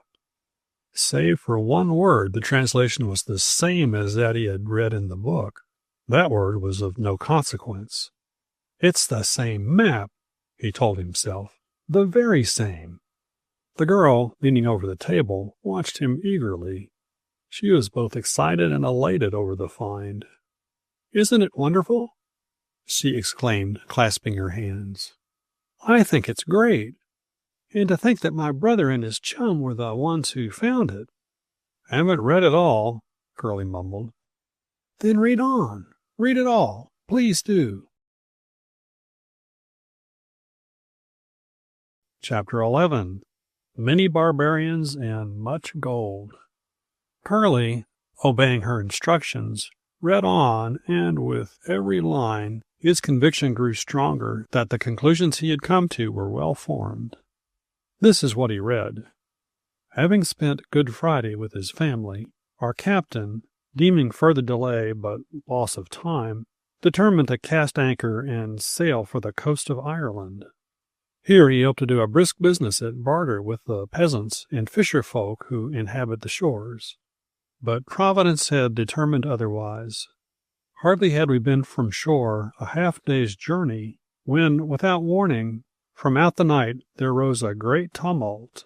This tumult, coming as it did from the shore, grasped us in its mighty arms and hurled us league by league in directions that we would not go. And being exceedingly tossed with the tempest, we lightened the ship. And on the fourth day we, with our own hand, cast out the tackle of the ship. And when not sun nor moon nor stars had appeared for many days, we counted ourselves for lost, for, having been carried straight away these many days, we expected nothing but that we would come soon to that dark and dreadful place which is the end of all land and all seas. Isn't it wonderful? Whispered the girl. Curlie was too much absorbed to answer her. When we had given up all hope, he read on, Marcus Laplone, a very old seaman, said we were nearing some land. We took soundings and found it 40 fathoms. Then again it was 30, and then with hopeful hearts we looked for that land. But when at last it broke through the fog, it was no land that any of the men had seen, no, not the oldest seaman. But, fearing to be cast upon rocks, we kept a good watch that we might find some harbor. At last we were rewarded, for to the right of us there was a river flowing into the sea. The storm having somewhat abated, we took oars such as had not been broken by the storm, and some with 2 men to the oar and some with but 1, we made shift to enter the river. Having accomplished which, we dropped anchor and gave thanks to God for the preservation of our lives. Now, on coming on shore, we found this to be indeed a strange land. Not alone were the trees and all the vegetation of a sort unknown to us, but the barbarians who came about us were of a complexion such as not one man of us had ever beheld. And what was more astounding, as we made a fire to cook us food, there passed by us, bearing on their backs strangely woven baskets, a caravan of these half-naked barbarians. And when we motioned to show them we would see within the basket, one of these lowered his basket. What we saw astounded us much, for it was all filled with finely beaten gold. The fellow had as much of it as a stout sailor would be able to carry, and there were many such baskets. When I made as though I would take the gold, he became very angry, and would have struck me down with an ugly spear which he bore. But when I laughed, making as though it were a joke, he gave me a small piece, the which is at this time in my possession, as proof that what I have written here is truth and no lie. Now this island I have shown on the map, the nether side upon which I am writing, as a star with 6 points to it, though the shore marking nor the extent of the island is as yet unknown to any but those barbarians who live upon it. There ended the main portion of the story, but in a bracket at the bottom was written, "In some other place will be found the account of our miraculous return from this strange and mysterious island, of many barbarians and much gold." As Curlie finished, he glanced up with a sigh. The girl was staring at him so intently that he could not but think she was attempting to read his thoughts. "Isn't it wonderful?" she breathed at last. "Yes," said Curlie quickly. "You expressed it even better before. It's great." He looked away. His head was in a whirl. It was the long-lost map. He was sure of that now. He remembered the figures he had copied from the other reproduction. They were blurred and unreadable on this one. Should he tell her? His lips opened, but no sound came out. No, he would not tell her. Not at this time. There might be some other way. "Your brother and his chum," he said evenly, "have gone in search of that island of gold." She stared at him in silence. "If they haven't gone already, they may be gone before we reach the coast," he continued. "They will probably go on Alfred Brightwood's seaplane." "Yes, yes," she broke her spell of silence. "That is the way they would go. It's a wonderful plane. You don't think anything could happen to them, do you? Supposing they do not find the island." "But they will." "It is to be hoped that they will find an island. Some island. It's a wonderful plane. It would cross the Atlantic." She clasped and unclasped her hands. "But supposing," he rose from his chair in his excitement, "supposing they don't find the island exactly where they expect to find it. Supposing, in their eagerness to find the gold, they circle and circle and circle in search of the island until there is no longer any gas in the tank to bring them home." "Oh, you don't think that!" She sprang to her feet, and, gripping his arm to steady herself, looked up into his eyes. There was a heart-breaking appeal in those blue eyes of hers. "I think," said Curlie steadily, "that my pal, Joe Marion, and I, if we find them gone when we get there, will take your father's speedy yacht and go for a little pleasure trip in the general direction they have taken. Then, if they chance to get into trouble, we can give them a lift. Besides," there came a twinkle in his eye which was wholly lost on the girl, "they might need the yacht to carry home the gold." "Oh, will you?" she exclaimed, gripping his arm until it hurt. "That will be grand of you. For, you know," she faltered, I feel a little bit responsible for what they have done, and if anything should happen, I could never forgive myself. I'll tell you about it sometime." For a moment they stood there in silence, she steadying herself from the rock of the train by clinging to his arm. "I think," she said soberly, "if you go in Father's yacht, that I shall go along with you." "And I think," said Curlie in a decided tone, "that you won't."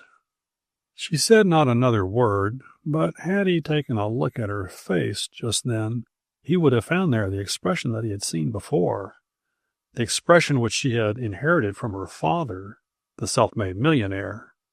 That night in his berth, as the train rushed along on its eastward journey, Curlie narrated to Joe Marion all the events which had led up to the present moment, and as much of his conclusions as he had told to Gladys Ardmore. "So you see, Joe, old boy," he concluded, "if these young millionaires are away before we arrive, we're destined to take a little trip which may have an adventure or two in it. That is, at least I will." "Count me in," said Joe soberly. "I go anywhere you do." "Good," exclaimed Curlie, gripping his hand. "And in the end," he concluded, "I think we shall have told the world in a rather effective way that the air must be free for the important messages, that Uncle Sam has the right-of-way in the air, as well as on land or sea, and that he has ways of defending those rights." At that they turned over, to lie there listening to the click-click of wheels over rails until sleep claimed them. Chapter 12. Out to Sea in a Cockleshell. Darkness was falling when, at last, Curlie and Joe reached the station at Landensport. In spite of the fact that they had no supper and were weary from travel, Curlie insisted on going at once to the hangar where the Stormy Petrel, Alfred Brightwood's seaplane, was kept. "Yes," said the keeper of the hangar. "They hopped off 6 hours ago. Seem to be preparing for something of a journey. They filled the tanks with gas and loaded her cabin full of things to eat. Some sort of picnic, I reckon. Strange part of it was," he said reflectively, "I watched 'em as they went, and sure as I'm standing here, they shot out to sea, straight as an arrow. And far as you could see 'em, they was going right on. Couldn't be trying to cross the Atlantic, but you can never tell what'll get into that Brightwood boy's head. He's daring, he is. Just some picnic, though, I reckon." "Some picnic, all right," said Curlie emphatically. "Some picnic for all of us." "Eh? What?" The keeper turned on him quickly. Curlie did not answer. "Vincent Ardmore went with him, I suppose?" Curlie said after a moment's silence. "Of course. Just them two." "Was the plane equipped with wireless?" "Yes. They spent 2 days tending to that. Seemed to be mighty particular about it." "Yes, of course they would." "Eh? What?" The man turned sharply about. Curlie was silent again. "It's funny about them wireless rigs for a plane," said the keeper at last. "You get your ground by hanging a wire 75 or 100 feet down from the plane. Then you get ground just the same as if the wire was dragging through the sea. Don't matter whether you're up 100 miles or 5,000. Strange stuff, this radio." "Yes," said Curlie, "it is. By the way," he exclaimed suddenly, "do you know about this new Packard Prentice equipment?" "Yes, sir. Was trying one out only yesterday. Fine thing." "Reliable?" "Absolutely." "Know where I can get one?" "Over at Doherty's Seagoods store on the dock. He's got 1 or 2 for sale." "Thanks." He and Joe started away. "The next place is dock number 3. The Kittlewake, the Ardmore yacht, is tied up over there. Unless I miss my guess, we'll be off to sea in less than 2 hours," said Curlie to Joe. "Speed's the word now. Those 2 young dreamers have gotten away by plane. We've got to stand by in the Kittlewake or they'll never be seen again. I don't propose to allow the sea to rob me of my first important offender against the laws of the air." "By the way," said Joe, "where's Gladys Ardmore? I haven't seen her since we left New York." "I don't know, and I'm glad I don't," said Curlie. "She let fall a remark in the dining car that I didn't like. She said she thought she'd go along with us on this trip. A 500-mile trip straight out to sea in a 50-foot pleasure yacht with a 15-foot beam is no sort of trip for a girl. I was afraid she'd try to insist. That would have caused a scene, for unless I miss my guess, she's the determined sort, like her father." "It's queer she gave up so quickly." "Yes, but I'm glad she did." Suddenly Curlie started. As they rounded a corner, he caught sight of a trim, slender figure. This girl had been standing in the light of a shop window. Now she dodged inside. Huh, he grunted. Thought that looked like her, but of course it couldn't be. Some ship captain's daughter, probably. They arrived on board the Kittlewake just as the captain, a red-faced old British salt, and the engineer, a silent man who was fully as slim and wiry of build as Curlie himself, were finishing lunch. Pardon me, said Curlie, but did you get Mr. Ardmore's wire? You're this wireless man, Curlie Carson? Asked the captain. Yes. His message is here. Came this morning. Then you're ready to put off at once? At once? The captain stared his amazement. Here it is night. At once, he says. It's very necessary that we go at once, said Curlie firmly. And I believe you have your orders. To be at your service in every particular. All right, then. We must be on our way in an hour. What course? The skipper rose to his feet. This is the point we must reach with all speed, said Curlie, drawing the photograph of the mysterious old map from his pocket and pointing to the star near the center. Compare that with your own chart, locate it as well as you can, and then mark out your own course. The skipper stared at him as though he thought Curlie crazy. That? Why, that... Turning quickly, he disappeared up the hatch, to return presently with a chart. This he placed upon the table beside the photograph. After 5 minutes of close study, he turned an astonished face upon the boy. That, as I've thought, is 500 miles out to sea. 500 miles in a cockleshell. Man, you're daft. All right, said Curlie. The trip's got to be made. I thought you might be afraid to undertake it. That's why I wanted to know at once. I'll go out and hunt another skipper. There are surely plenty of them idle these dull times. Afraid, did he say? Me? Afraid? The skipper was purple with rage. Afraid, he says. He says it, a bloomin' Yankee kid. And me has had ships sunk under me twice by the bloody German submarines. Me, Captain Jarvis, afraid. He turned suddenly upon Curlie. Go get your togs and shake a leg, or the bloomin' Kittlewake will be off without you on board. That's the talk, smiled Curlie.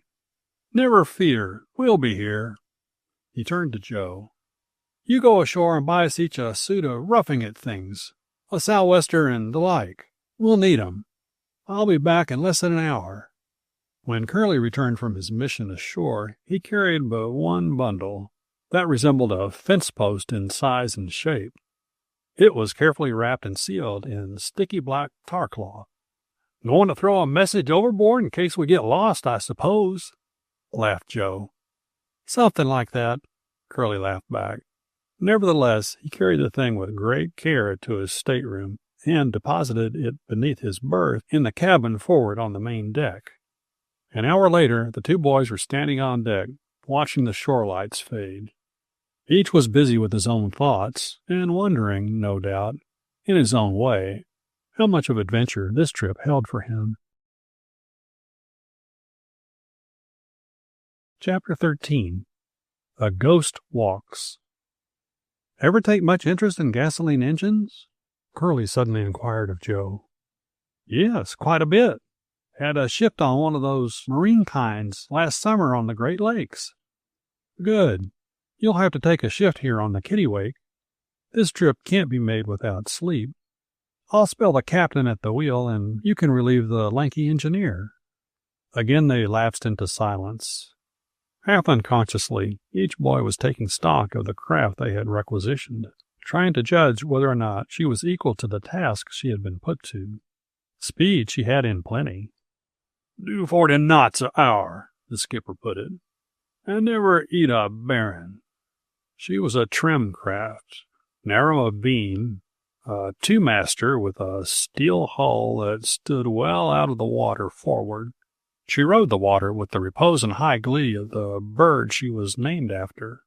Yes, she's a beauty and a go-getter, Curlie was thinking to himself. But in a storm now, 400 or 500 miles from land, what then? Had he known how soon his question was to be answered, he might well have shuddered. Better go down and have a look at the engines before you turn in for a wink of sleep, he told Joe. When Joe had gone below, Curlie still sat there on the rail aft. The throb of the engines beneath him, the rapid rush of air that fanned his cheek, was medicine to his weary brain. He had been caught in a whirlwind of events, and here, for a time, he had been cast down in a quiet place where his mind might clear itself of the wreckage of thought that had been torn up and strewn about within it. It had been a wild race. He had lost thus far. Would he lose in the end? Had he, after all, trusted too much to theory? Had these two sons of rich men really only gone for some picnic trip to a well-known island further south along the coast? Or had they, as he had assumed, guided by their ancient map, gone in search of the island of many barbarians and much gold, an island which he was convinced existed only in name? The girl, too. What had she meant when she said she was in some ways responsible for her brother's actions? There was something queer about the whole affair. Who had taken the wireless equipment from the wrecked car out there by the forest preserve? Did young Ardmore have the ancient original of that interesting map, or only the photograph?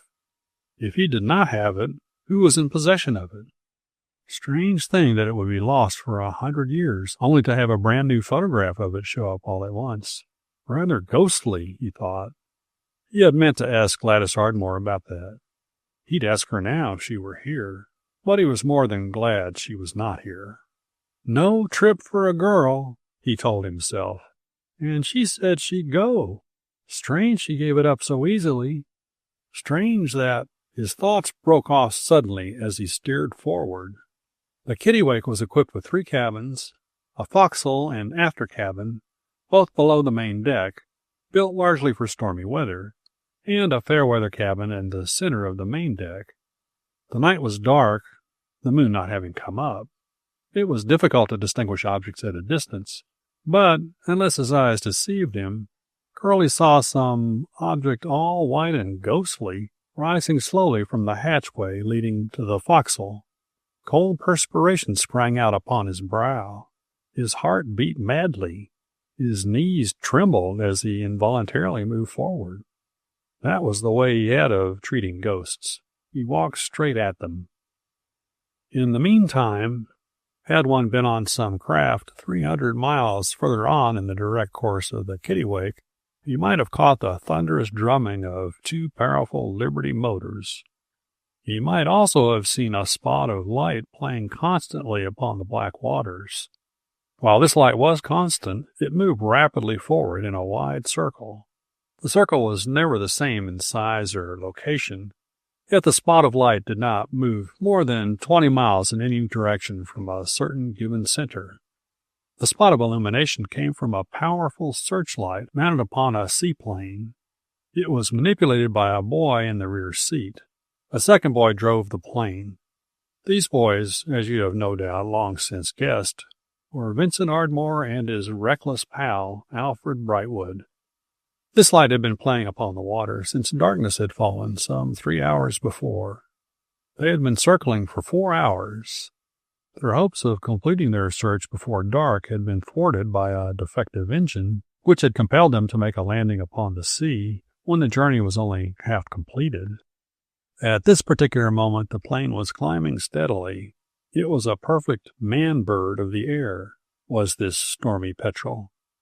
With broad spreading planes and powerful motors, it was the type of plane that now and again hops off from some point in England during the dewy morning hours and carries her crew safely to Cuba without a single stop. Yet these boys were not planning a trip across to Europe.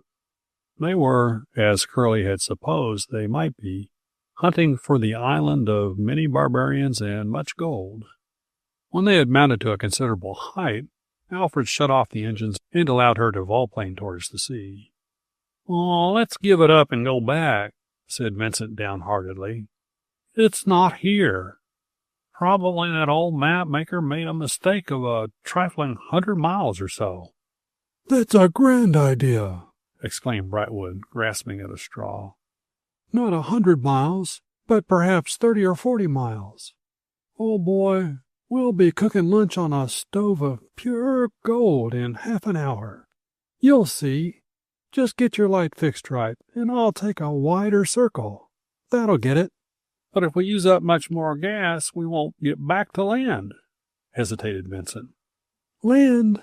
Who wants to get back to land?" the other exploded. "If worst comes to worst, we've got the wireless, haven't we? We can light on the water and send out an S.O.S, can't we? I must say, you're a mighty bum sailor." "Oh, all right," said Vincent, stung into silence. "Go ahead and try it." Again the motors thundered. Again the spotlight traced a circular path across the dark waters, which, to the boy who held the light, appeared to be reaching up black, fiendish hands to drag them down.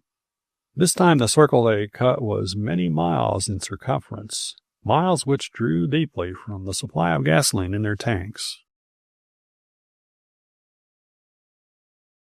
Chapter 14. The Coming Storm. As Curlie's feet carried him forward on the deck of the Kittlewake, his eyes beheld the ghost which rose from the hatch taking on a familiar form. A white middy blouse, short white skirt, and a white tarn, worn by a slender girl, moved forward to meet him. As the form came into the square of light cast by a cabin window, his lips framed her name. "Gladys Ardmore." "Why, yes," she smiled. "Didn't you expect me?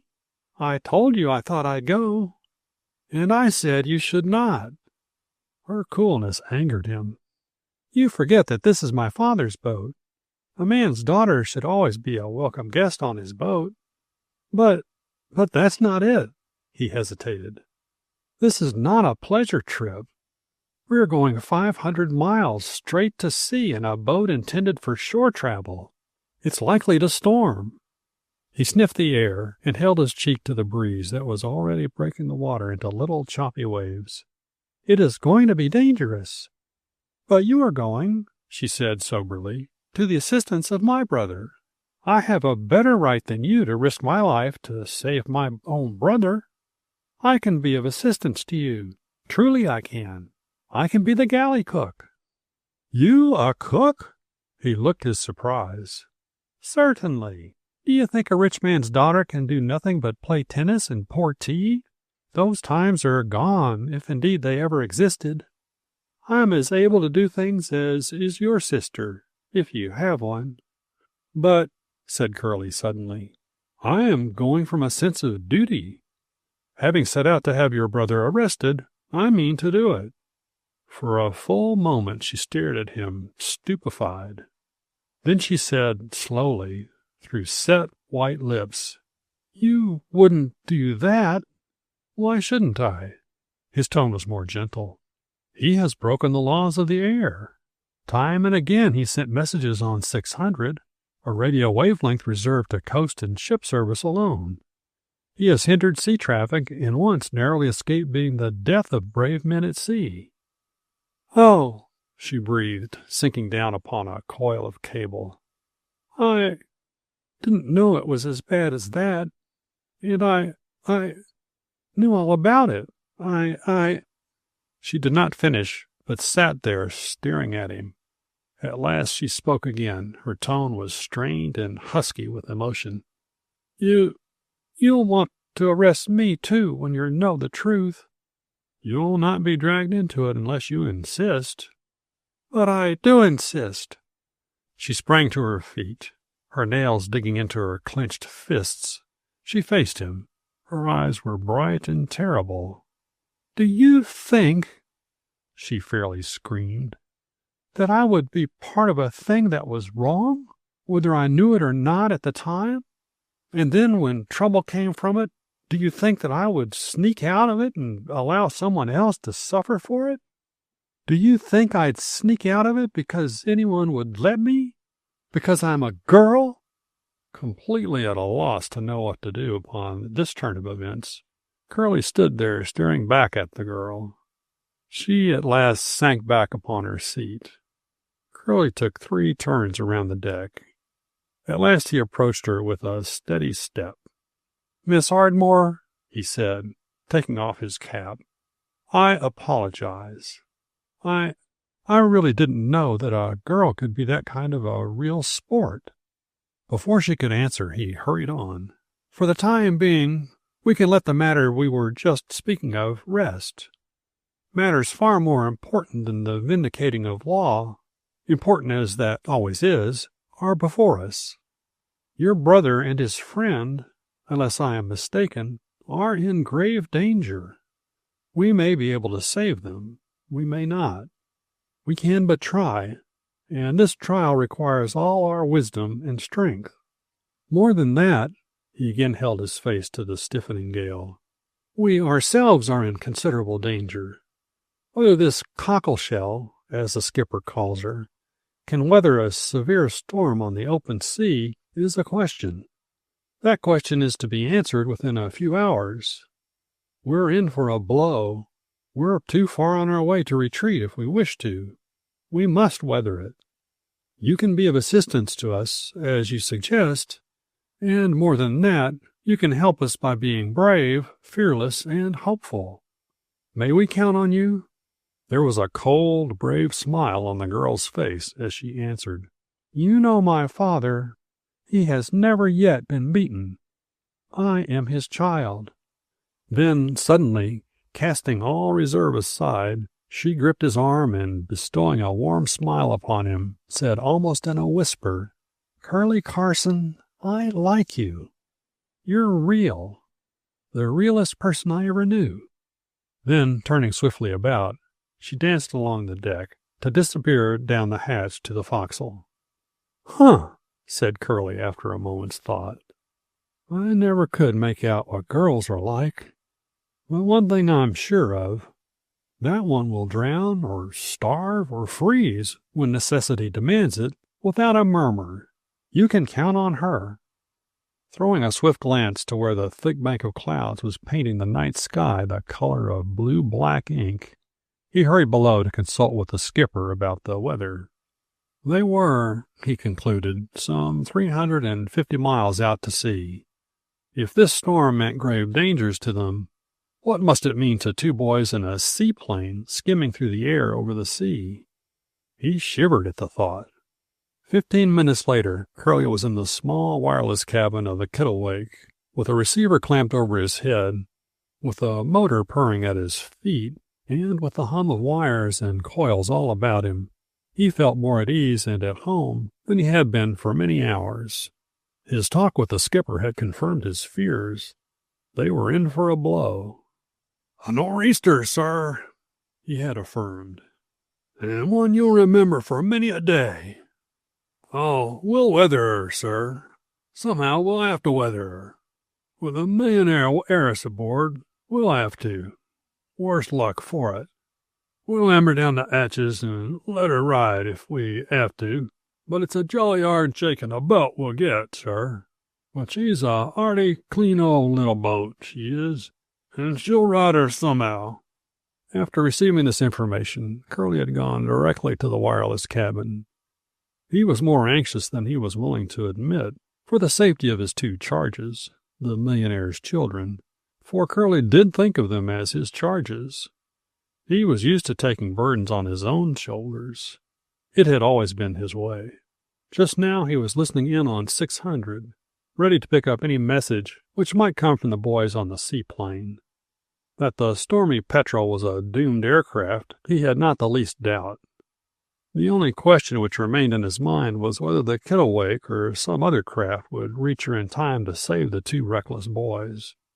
Now and again as he listened, he picked up a message from shore.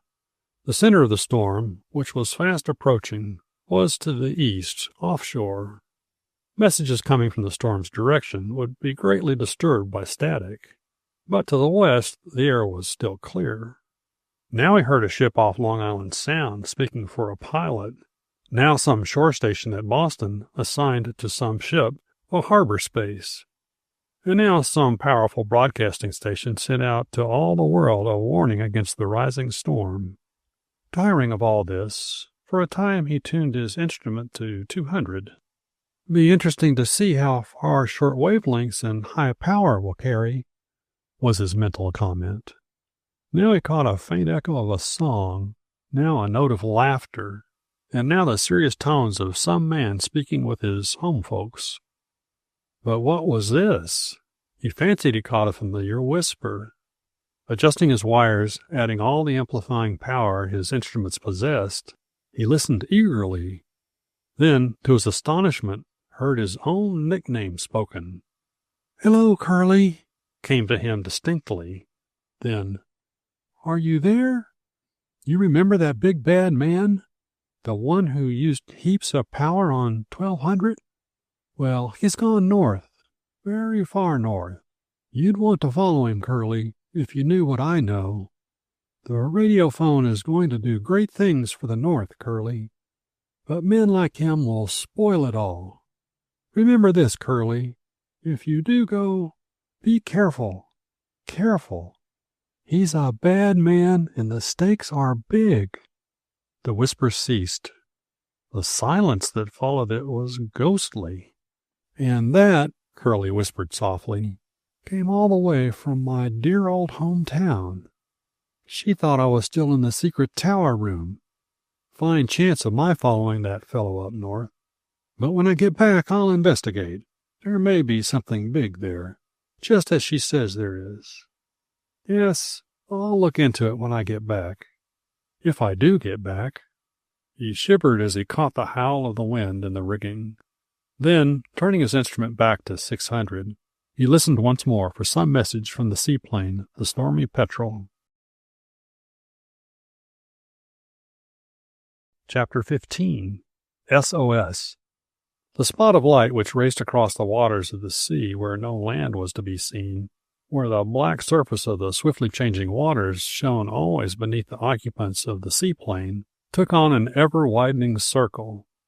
There appeared to be no end to Alfred Brightwood's belief that somewhere in the midst of all this waste of waters there was an island.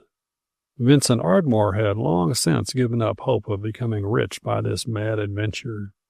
His only hope, the one that gave strength to his arms benumbed by long clinging to the flashlight, and new sight to his eyes, weary with watching, was that they might discover some bit of land, a coral island perhaps, where they might find refuge from the sea until a craft, called to their aid, might rescue them. The thought of returning to the mainland he had all but abandoned. The gas in the tank was too low for that. At least he was quite certain it must be. There was a chance, of course, that if they alighted upon the water and sent out an S.O.S., the international call for aid, they would be answered by some nearby ship. But this seemed only a remote possibility. He dared not hope it would happen. They were far from any regular course of transatlantic vessels, and too far from shore to be picked up by a coast vessel or a fishing smack.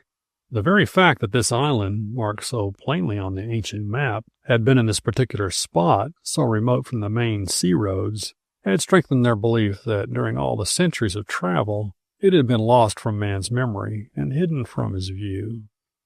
Now this very isolation, since they were unable to locate this island, if indeed it existed at all, threatened to be their undoing. Still they circled and circled with great untiring sweeps. At last, releasing the searchlight, Vincent put his lips to a speaking tube. "Let's light," he grumbled. "I'm dead. What's the use?" "What else can we do but keep looking?" Alfred answered. "Take a look at the gas. Maybe it will carry us back." Even as he spoke, a strange thing happened. The air appeared suddenly to have dropped from beneath the plane. Straight down for 50 feet she dropped. With the utmost difficulty, Alfred succeeded in preventing her from taking a nosedive into the sea. She bumped," he managed to pant at last. "Something the matter with the air." And indeed there was something about the atmospheric conditions which they had not sensed. Busy as they had been, They had not seen the black bank of clouds to the northeast of them. With the wild rush of air from sheer speed, they had not felt the increasing strength of the gale. Once Vincent had fancied that the sea far beneath them seemed disturbed, but so far beneath them was it that he could not tell. Now, in surprise and consternation, as if to steady his reeling brain, he gripped the fuselage beside him while he shrilled into the tube. "Look! Look over there! Lightning!" "Watch out! I'm going down," warned the other boy. "Going to light." To do this was no easy task. 3 times they swooped low to skim along just over the crest of the waves, only to tilt upward again. "Looks bad," grumbled the young pilot. The 4th time he dared it. With the spray spattering his goggles, he sent the plane right into the midst of it. For a second it seemed that nothing could save them, that the wave they had nosedived into would throw their plane end for end and land her on her back, with the 2 occupants hopeless prisoners trapped head down to drown beneath her. But at last the powerful motors conquered, and, tossed by their ever-increasing swells, the plane rode the sea like the Stormy Petrel after which she had been named. "Quick!" exclaimed Alfred as the motor ceased to throb. "Strip off your harness and get back to the tank." A moment later Vincent was making a perilous journey to the gas tank. Twice the wind all but swept him into the sea. Once a wave drenched him with its chilling waters. When at last he reached his destination, it was only to utter a groan. More gas had been used than he had dared think. Can't make it," he mumbled as he struggled back to his place. "Have to send out an S.O.S. then. What wavelength do you use?" "You ought to know," exclaimed Vincent almost savagely. "You were the one who insisted on using it when we were making up our plans." 600? "Oh, yes," Alfred said indifferently. "Well, what of it?" "Just this much of it," said Vincent thoughtfully. "I've been going over and over it in my mind the last little while. What if we send out our S.O.S. now and some selfish landlubber such as we were is talking about matters of little importance and muddles our message? We might be left to drown." "Oh, can that sob stuff," grumbled Alfred angrily. "Are you going to send that S.O.S. or am I?" "I will," said Vincent, preparing to climb to a position on the plane above him where the radiophone was located. "But," he suddenly began to sway dizzily, "but where are we?" He sank back into his seat. For a full minute, with the waves tossing the plane about and the black clouds mounting higher and higher, the 2 boys stared at one another in silence. Yes, where were they? Who could tell? They were not trained mariners. They could not have taken a reckoning even if they had been in possession of the needed instruments. "Why," said Alfred hesitatingly, "we must be somewhere near that spot where the island was supposed to be located. That's as near as we can come to it. Send out that latitude and longitude. Then we'll climb back into the air. We'll be safer there than on the water, and we can keep the searchlight shooting out flashes in all directions. A ship coming to our aid will see the light." "If they come," Vincent whispered. "Hurry!" exclaimed Alfred as a giant wave, rising above its mates, threatened to tear their plane into shreds. With benumbed and trembling fingers, the boy unwrapped his instruments, adjusted a coil, twisted a knob, and threw in his switch. Then his heart stood still. The motor did not start. Had it been dampened and short-circuited? Would it refuse to go? Were they already lost?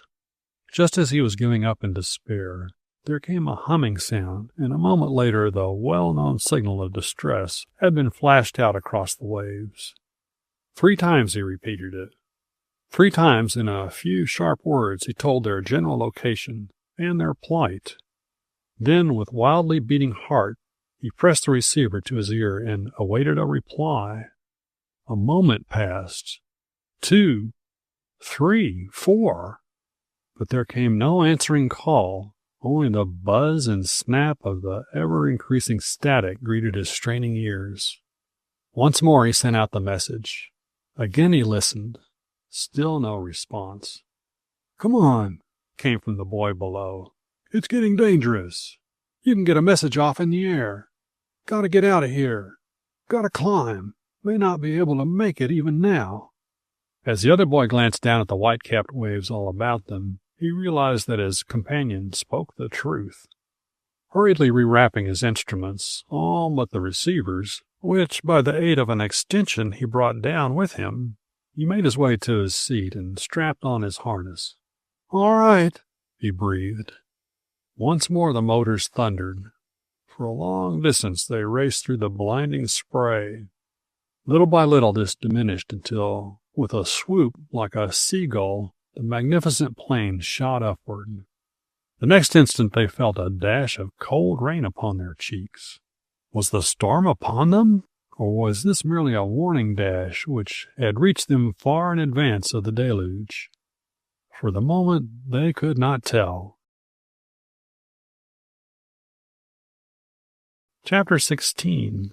A Confession.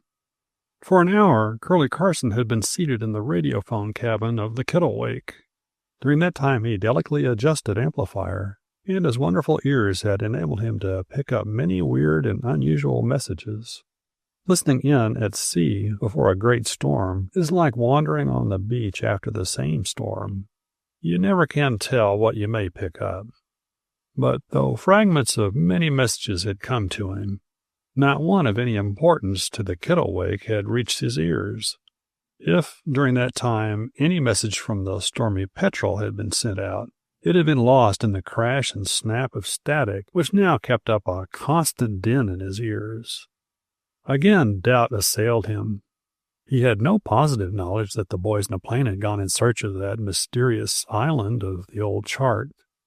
They might, for all he knew, be at this moment enjoying a rich feast on some island off the coast of America. Cuba, for instance, he told himself. Not at all impossible. Short trip for such a seaplane. And here, he grumbled angrily to himself, here I am risking my own life and the life of my companions and crew, inviting death to all of these, and this on a mere conjecture. Guess I'm a fool. The gale was rising every moment.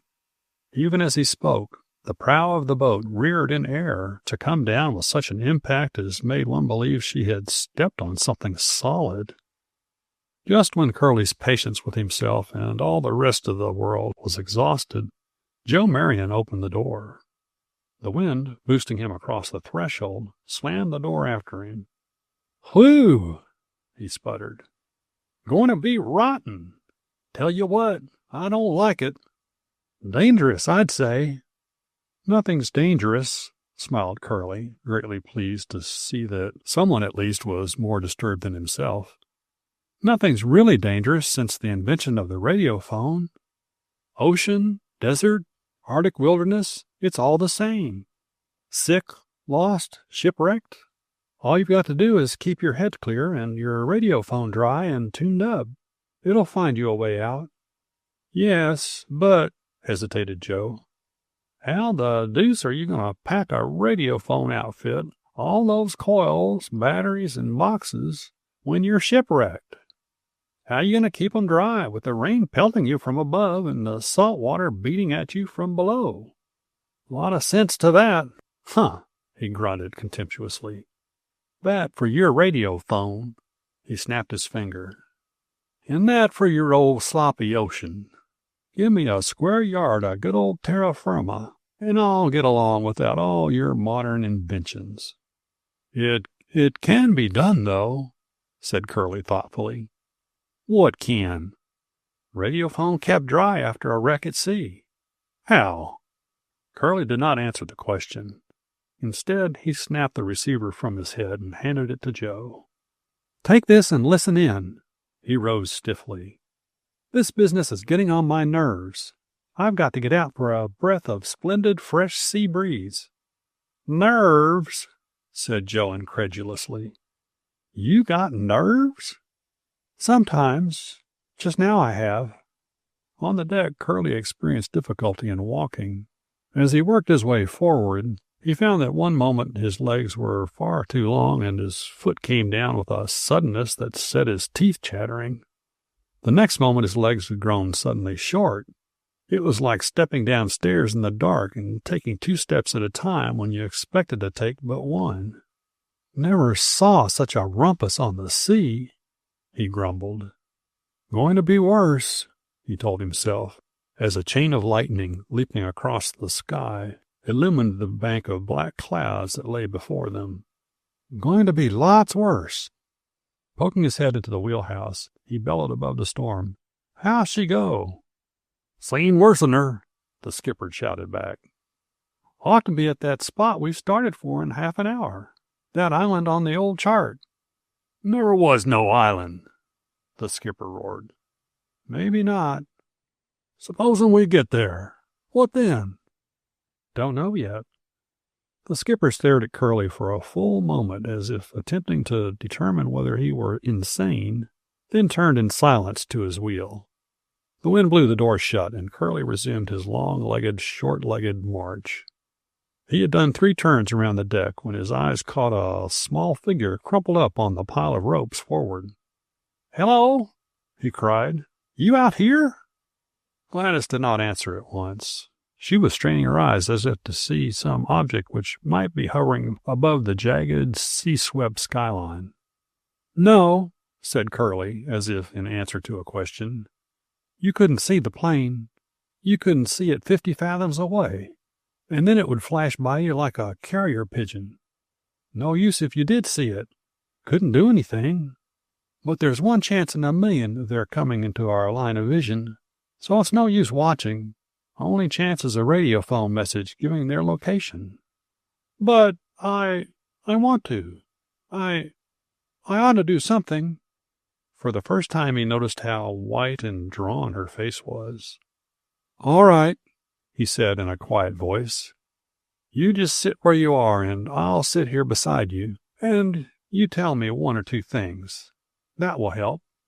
Tell what?" "Tell me this. Did your brother have the original of that old map?" "Yes." Her tone was already quieting down. "Yes, he did, or Alfred Brightwood did. His father is very rich, and he has a hobby of collecting very old editions of books. He pays terrible prices for them. He bought an old copy of Marco Polo's Travels, paid $15,000 for it, and inside its cover Alfred found that old map with the curious writing on the back of it. He thought right away that it might hide some great secret, so he had it photographed and sent the photo to Vincent. Vincent got a great scholar to read the writing for him. He never told me what the writing was, said that no one but he and Alfred should know, that it was a great secret, and that girls couldn't keep secrets, so I was not to know." "But they can keep secrets," she exploded, breaking off from her narrative. "They do keep secrets. More secrets than boys do. Wonderful and terrible secrets sometimes." "All right," smiled Curlie. "I agree with you, absolutely. But what did they do then?" "Well," the girl pressed her temples as if to drive the thoughts of the present from her. Why, then Alfred called Vincent by radiophone on 600. Vincent was terribly afraid to answer on 600, but he did. And then, because he thought the discovery of the map was so awfully important, he rigged up a radiophone on his auto, and I... She buried her face in her hands. "I helped him. I was with him in the car, drove while he sent the messages. All but that last night when the car was wrecked. I know I shouldn't have done it. I knew all the time it was wrong, but Alfred was stubborn and wouldn't talk on anything but 600. Said he had as much right on 600 as anyone else. So we did it." "And then the car was wrecked?" suggested Curlie. He felt a trifle mean about making the girl tell, but he knew she would be more comfortable once she got it out of her system. People are that way. "Yes," she said. "Someone shot his tire and wrecked his machine. I found the car first thing in the morning, and when I saw Vincent wasn't there, I got 2 big packing baskets that we once used in the Rockies and put them on my horse. Then I went back and got all that radio stuff and took it home and hid it. Do you think I did wrong?" The eyes she turned to his were appealing ones. "Maybe you did," said Curlie huskily, "but that doesn't matter now. You're paying for it all right. Going to pay for it in full before this voyage is over. The thing you must try to think of now is the present, the little round present that is right here now, and you must try to be brave." And, she said in a faltering voice, "do you think Vincent is paying for what he did?" "I shouldn't be surprised." "Then you won't have to arrest him if he's already punished?" The appealing eyes were again upon him. At that moment Curlie did a strange thing, so strange that the words sounded preposterous to his own ears. "No," he said slowly, "I won't. Unless he asks me to." "Oh," she breathed. "Thank you." She placed her icy-cold hand on his for a second. "You're freezing," he exclaimed suddenly. "You'll be making yourself sick. You must get inside. I'll go to the lounging cabin in mid-deck. The forecastle is so lonesome," she stammered. "If you need me, you'll find me there." Feeling her way along the rail, she disappeared into the darkness. At almost the same moment, there came the bellowing sound of a voice that could be heard above the roar of the storm. "Curlie! Curlie! Come here! Something's coming in! Can't make it out!" It was Joe Marion. Stumbling aft, now banging his feet down hard and now treading on empty air, Curlie made his way to the radiophone cabin. Chapter 17. A blinding flash of light. "It's an S.O.S!" screamed Joe at the top of his voice as Curlie came hurrying up. "They sent that much in code, and I got it all right. Then they tried to tell me their troubles, and all I got was a mumble and grumble mixed with static, which meant nothing at all to me. Repeated it 3 times. Very little space in between. Should have called you, I guess, but there really wasn't time. Besides, I kept thinking I'd start getting what he sent." "Where'd it come from?" Curlie asked as he snapped the receiver over his head. "Straight out of the storm. 50 or 60 miles northeast." Curlie groaned. "That's what I get for being impatient. Ought to have stayed right here. It's those boys all right, and we've missed them. May never pick them up again." For a time there was silence in the wireless cabin, such a silence as one experiences in the midst of a rising storm. The flap of ropes, the creak of yardarms, the rush of waves which were already washing the deck, the chug-chug-chug of the prow of the brave little craft as she leaped from wave crest to wave crest. All this made such music as an orchestra might, had every man musician of them gone mad. And this was the silence Curlie did not for a long time break. "Well," he shouted at last, "that settles one thing. I was right. They did go in search of that mythical island." "You can't be sure," said Joe. "Might have been a fishing boat led off her course by a chase after a whale. You never can tell." "No, that's right," Curlie agreed. "What makes you so sure the island on that map is mythical?" asked Joe. "Doesn't sound reasonable." "Lots of things don't. Take the radiophone. It wouldn't have sounded reasonable a few years ago. A lot of new things wouldn't. A new island is discovered somewhere about every year. Why not around here?" "Anyway, I don't believe it," shouted Curlie. Yet, after all, as he thought of it now, he found himself hoping against hope that there was some such island. It wasn't the gold he was thinking of, but a haven of refuge. This storm was going to be a bad one. He fancied it was going to be one of the worst experienced on the Atlantic for years. If only there were somewhere a sheltered nook into which this cockleshell of a craft they were riding on might be driven, it would bring him great relief. He thought a little of Joe, of the skipper, and the engineer, but he thought a great deal about the girl. "No place for a girl," he mumbled. "Perhaps," he tried to tell himself, "there is an island. A very small island overlooked for centuries by navigators. Perhaps those boys have found it.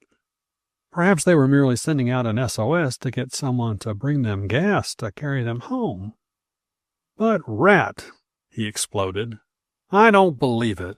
Don't—" He cut himself short to press the receivers tight against his ears. He was getting something. Quickly he manipulated the coil of his radio compass. Yes, it was an S.O.S. And yes, it was coming directly out of the storm. But what was this they were saying? 2 boys? He got that much. But what was that? Strain his ears as he might, he could not catch another word. But now he believed he was about to get it. Moving the coil backward and forward, he strained every muscle in his face in a mad effort to understand. Yes, that was it. Then, just as he was getting it, a terrible thing happened. There came a blinding flash of light, accompanied by a rending, tearing, deafening crash. He felt himself seized by some invisible power, which wrenched every muscle, twisted every joint in his body, then flung him limp and motionless to the floor. When he came to himself, Joe and the girl were bending over him. Joe was tearing at the buttons of his shirt. The girl was rocking backward and forward, all but overcome with excitement. She was still attempting to chafe his right hand. When she saw him open his eyes, she uttered a little cry, then toppled over in a dead faint. What happened?" Curlie's lips framed the words. "Lightning!" shouted Joe. "Protectors must have got damp. Short-circuited. Raised hob. Burned out about everything, I guess. Can't be as bad as that. Tend to the girl." Curlie nodded toward the corner. Joe ducked out of the cabin, to appear a moment later with a cold, damp cloth. This he spread over the girl's forehead. A moment later, she sat up and looked about her. Curlie was sitting up also. He was rubbing his head. When he saw the girl looking at him, he laughed and sang, "Oh, a sailor's life is a merry life, and it's a sailor's life for me." "But say," he exclaimed suddenly, "what was I doing when things went to pieces?" Joe nodded toward the radiophone desk, where coils and instruments lay piled in tangled confusion. "You were getting a message from out the storm." "Oh, yes, and they gave me their location. It was— No, I haven't it. Lightning drove it right out of my head. Let me think. Let me concentrate." For a full moment there was silence, the silence of the raging sea. Then Curlie shook his head sadly. "No, I can't remember." His lips framed the words. It was unnecessary that he shout them aloud. "Oh!" exclaimed the girl, and for a moment it seemed that she would faint again. But she controlled herself bravely. "We'll find them yet." She forced a brave smile. "It's a comfort just to know they're still alive, that they're near us, at least not too far away for us to save them if we can only find them." Again there was silence. Then Curlie rose unsteadily to his feet. "Give us a hand here, Joe, old scout," he said. "We'll get this thing back in shape. There are extra vacuum tubes, tuning coils, and the like, and plenty of all kinds of wire. We'll manage it somehow. Got to." The girl rose to sink upon a seat in the corner. "That's right," shouted Curlie. "You stay right here. We'll be company for each other. Fellow needs company on a night like this. Besides, I've got something to say, a lot to say, to you and Joe as soon as the radiophone is tuned up again. Got to say it before I get killed again," he chuckled. Chapter 18. The Stormy Petrel Gets an Answer. The dash of rain which beat like a volley of lead upon the fuselage of the seaplane as she rose above the spray lasted but a moment. "Just a warning of what's to come," Vincent called through the tube. Think we could run away from the storm? We'd just get lost in the ocean and not know what location to radio phone, grumbled his companion. Better keep circling. We can get above the storm if we must. Once more the weary circle was commenced. With little hope of sighting land, Vincent still fixed his gaze upon the black waters below, while he sent the flash of light, now far to the right, now to the left, and now straight beneath them. Someone must have caught our S.O.S., he told himself. We ought to get sight of their lights pretty soon. But then, his hopes grew faint. Not many ships in these seas. Might not have heard us.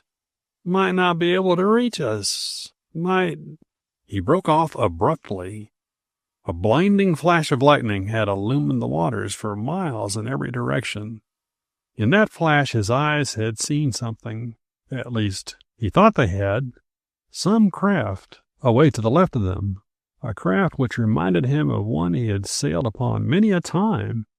His father's yacht, the Kittlewake. But of course it couldn't be, he told himself. Nobody'd be crazy enough to... A second flash illumined the water, but this time, strain his eyes as he might, he caught no glimpse of craft of any sort. Must have dreamed it, he muttered. He closed his eyes for a second, and in that second saw his sister Gladys clearly mirrored on his mind's vision. She was staggering down a pitching deck. Huh, he muttered, shaking himself violently. This business is getting my goat. I'll be delirious if I don't watch out. Again he fixed his gaze upon the spot of light as it traveled over the water. He had kept steadily at the task for 15 minutes, was wondering how much longer the gas would hold out, wondering, too, whether the storm was ever going to break, when he caught the pilot's signal in the tube. How about trying another message? His companion called. Up here? He asked in dismay. I know, awful dangerous, but we've got to risk something. Lost if we don't. All right, I'll try. He began cautiously to unbuckle his harness. Scarcely had he loosened 2 of the 3 straps which held him in place when the plane gave a sudden lurch. Having struck a pocket, it dropped like an elevator cage released from its cable, straight down. Oh! He exclaimed as he caught at a rod just in time to escape being hurled away. Gotta be careful, he told himself. Awful careful. Have to hold on with one hand while I work with the other. Feet'll help, too. When the plane had settled again, he loosened the last strap, then began with the utmost caution to drag himself to the surface of the plane above him. Once a vivid flash of lightning showed him the dizzy depths beneath him. He was at that moment clinging to a rod with both hands. His legs were twined about a second. Thus he hung suspended out over 2,000 feet of air and as many fathoms of water. For a moment a dizzy sickness overcame him, but this passed away. Again he struggled to gain the platform above. This time he was successful. Even here he did not abandon caution. The straps were still about his waist. One of these he fastened to a rod. Then, with one hand he clung to the framework before him, while with the other he worked at the task of adjusting instruments. Slow business, he murmured. Maybe it won't work when I get through. Maybe too damp. Maybe it... Suddenly he found himself floating in air like the tail of a kite. Only the strap and his vice-like grip saved him. The plane had struck another pocket. He was at last thrown back upon the platform with such force as dashed the air from his lungs and a large part of his senses from his brain. After a moment of mental struggle, he resumed his task. He worked feverishly now. The fear that he might be seriously injured before he had completed it had seized him. Now, he breathed at last. Now we'll see. His hand touched a switch. The motor buzzed. Ah, she works, he exulted. Then, with trembling fingers, he sent out the signal of distress. He followed this with their location, also in code. 3 times he repeated the message. Then, snapping on his receiver, he strained his ear to listen. Ah! His lips parted. He was getting something. Was it an answer? He could scarcely believe his ears, yet it came distinctly. "Yacht Kittlewake, Curlie." Just at that moment the plane gave a sickening swerve. Caught off his balance, the boy was thrown clear of the platform. The receiver connection snapped. He hung suspended by the single strap. Madly, his hands flew out to grasp at the pitching rods. Just in time he seized them. The strap had broken. With the agility of a squirrel, he let himself down to his old place behind his companion. To buckle on the remaining straps was the work of a moment. Then, in utter exhaustion and despair, he allowed his head to sink upon his chest. "And I was getting an answer," he gasped. His companion had seen nothing of his fall.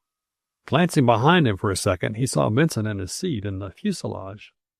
"What'd you come down for?" "Got shaken down." "Get anything?" "Was getting. Queer thing, that. Got the name of my father's yacht and the word Curlie. Then the plane lurched and spilled me off. Jerked the receiver off, too. Queer about that message. Thought I saw the Kittlewake on the sea a while ago. But then I thought it couldn't be. Thought I was getting delirious or something. Going back up? In a moment or two I'll try." A few moments later he did try, but it was no use. His nerve was gone. His knees trembled so he could scarcely stand. His hands shook as with the palsy. It is a terrible thing for a climber to lose his nerve while in the air. "No use," he told himself. "I'd only get shaken off again, and next time I'd be out of luck. Shame, too, just when I was getting things." Again he caught his companion's call. "Storm's almost here. Guess we'll have to climb." Even as he spoke, there came a flash of lightning which revealed a solid black bank of clouds which seemed a wall of ebony. It was moving rapidly toward them, was all but upon them. "Better climb. Climb quick," he breathed through the tube. Chapter 19. The Map's Secret.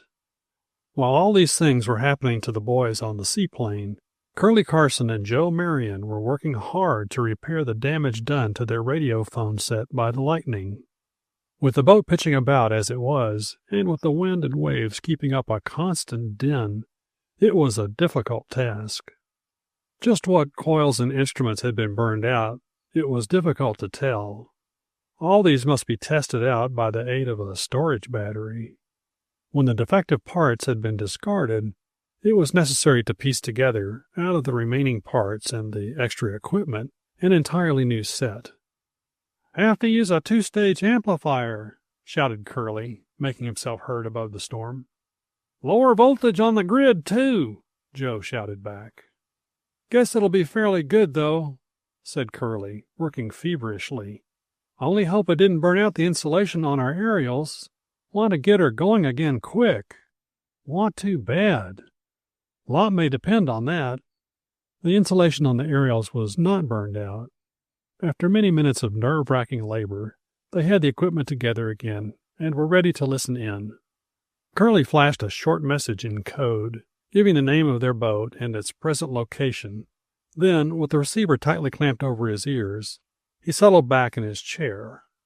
For some time they sat there in silence, the two boys and Gladys Ardmore. The beat of the waves was increasing. The wind was still rising, but as yet no rain was falling. "Queer storm," shouted Joe. "Haven't gotten into it yet. Will, though, and it's going to be bad. Skipper says the only thing we can do is to fasten down all the hatches and hold her nose to the storm." "Better see about the hatches," shouted Curlie. Throwing open the door, letting in a dash of salt spray and a cold rush of wind as he did so, Joe disappeared into the dark. Curlie and the girl were alone. The seat the girl occupied was clamped solidly to the wall. It had broad, strong arms, and to these she clung. She was staring at the floor and seemed half asleep. When Joe disappeared, Curlie once more became conscious of her presence, and at once he was disturbed. Who would not have been disturbed at the thought of a delicate girl, accustomed to every luxury, being thrown into such desperate circumstances as they were in at the present moment? "Not my fault," he grumbled to himself. "I didn't want her to go. Wouldn't have allowed her either, had I known about it." "Not your fault," his inner self chided him. "Suppose you didn't plan this trip?" "Well, anyway," he grumbled, "she needn't have come along, and besides, circumstances have justified my theories. They are out here somewhere, those two boys, and since they are, it's up to someone to try to save them." Then suddenly he remembered that he had something to say to the girl.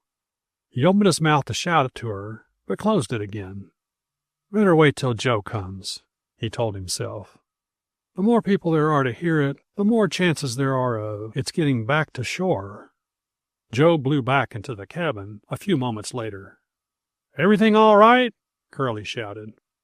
At the sound of his voice, the girl started, looked up, then smiled. Joe nodded his head. "Say, Joe, I'm hungry," shouted Curlie. "There's bread in the forward cabin and some milk in a thermos bottle. Couldn't manage coffee, but toasted milk would be fine."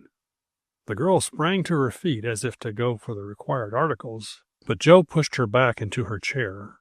"Not for you," he shouted. "It's getting dangerous." "Joe," said Curlie, "there's a small electric toaster there in the cabin. Disconnect it and bring it in here. We'll connect it up and make the toast right here." When the toaster had been connected, the girl, happy in the knowledge that she was able to be of service, toasted the bread to a brown quite as delicate as that to be found on a landlubber's table. "Now," said Curlie as they sat enjoying this meager repast, "I've got something to tell you, something that I want someone else besides me to know. It's going to be an ugly storm, and the Kittlewake is no transatlantic liner. We may all get back to shore. We may not. If one of you do and I don't, I want you to tell this. It will sort of justify my apparent rashness in dragging you off on this wild trip." He moved his chair close to the stationary seat of the girl, and, gripping one of the arms of the seat, motioned Joe to move up beside them. It was only thus that he might be heard unless he were to shout at the top of his voice.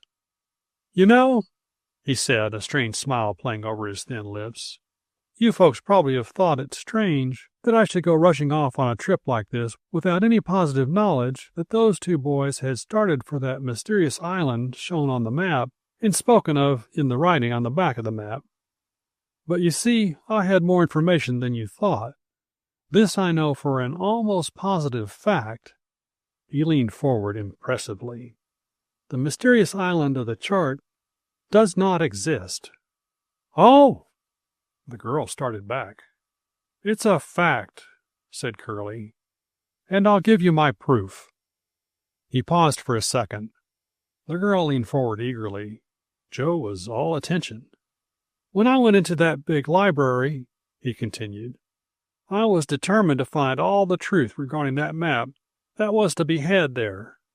While you were looking at those ancient maps," he turned to Gladys, "I went into a back room, and there the lady in charge gave me some bound reproductions of ancient maps to look at and some things to read, among them a volume of the Scottish Geographic Magazine. I read them through carefully, and—" Suddenly he started violently, then clasped the receivers close to his ears. "Just a moment. Getting something," he muttered. A second later he seized a pencil and marked down upon a pad a series of dots and dashes. Then, wheeling about, he put his fingers on a key to flash back an answer. "It's the boys," he shouted. "Got their location.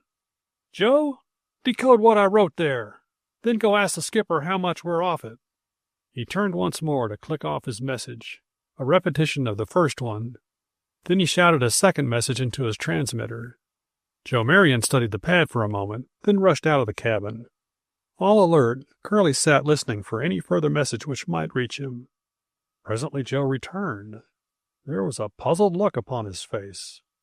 "Skipper says," he shouted, that the point you gave me is the exact location of the island shown on that ancient map, and that we must be about 10 knots to the north of it. When I told him that the boys were in a seaplane at that point, he suddenly became convinced that there must be an island out there somewhere, and refused to change his course. For, he says, if they've been sending messages from a plane in a gale like this, they must be on the ground to do it. And if on the ground, where but on an island? And if there's an island, how are we going to get up to her in the storm that's about to hit us? We'll be piled on the rocks and smashed to pieces. That's what he said. Said we'd be much safer in the open sea.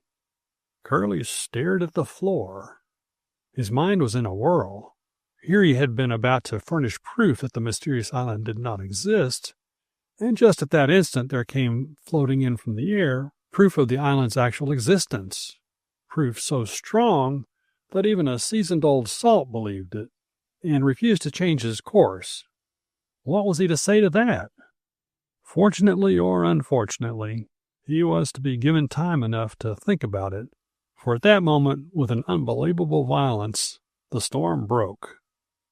As they felt the impact of it, it was as if the staunch little craft had run head-on into one of those steel nets used during the war for trapping submarines. She struck it, and from the very force of the blow, recoiled. The thing she had struck, however, was not a steel net, but a mountain of waters flanked by such a volume of wind as is seldom seen on the Atlantic. "It's the end of the Kittlewake," thought Curlie. "You take care of her," he shouted in Joe's ear, at the same time jerking his thumb at Gladys.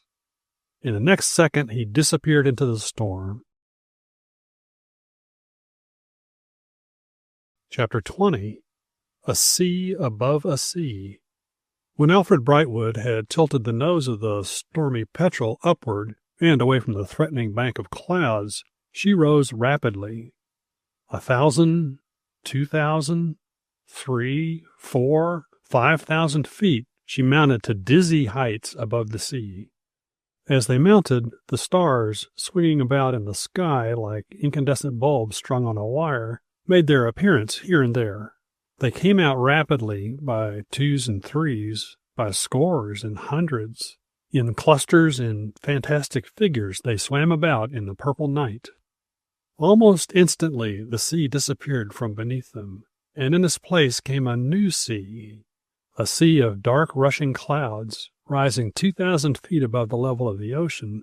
This mass of moisture hanging there in the sky took on the appearance of a second sea.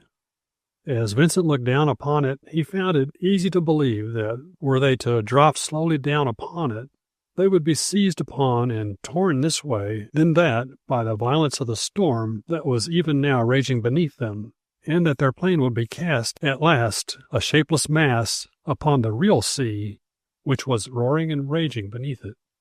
"How wonderful nature is!" he breathed.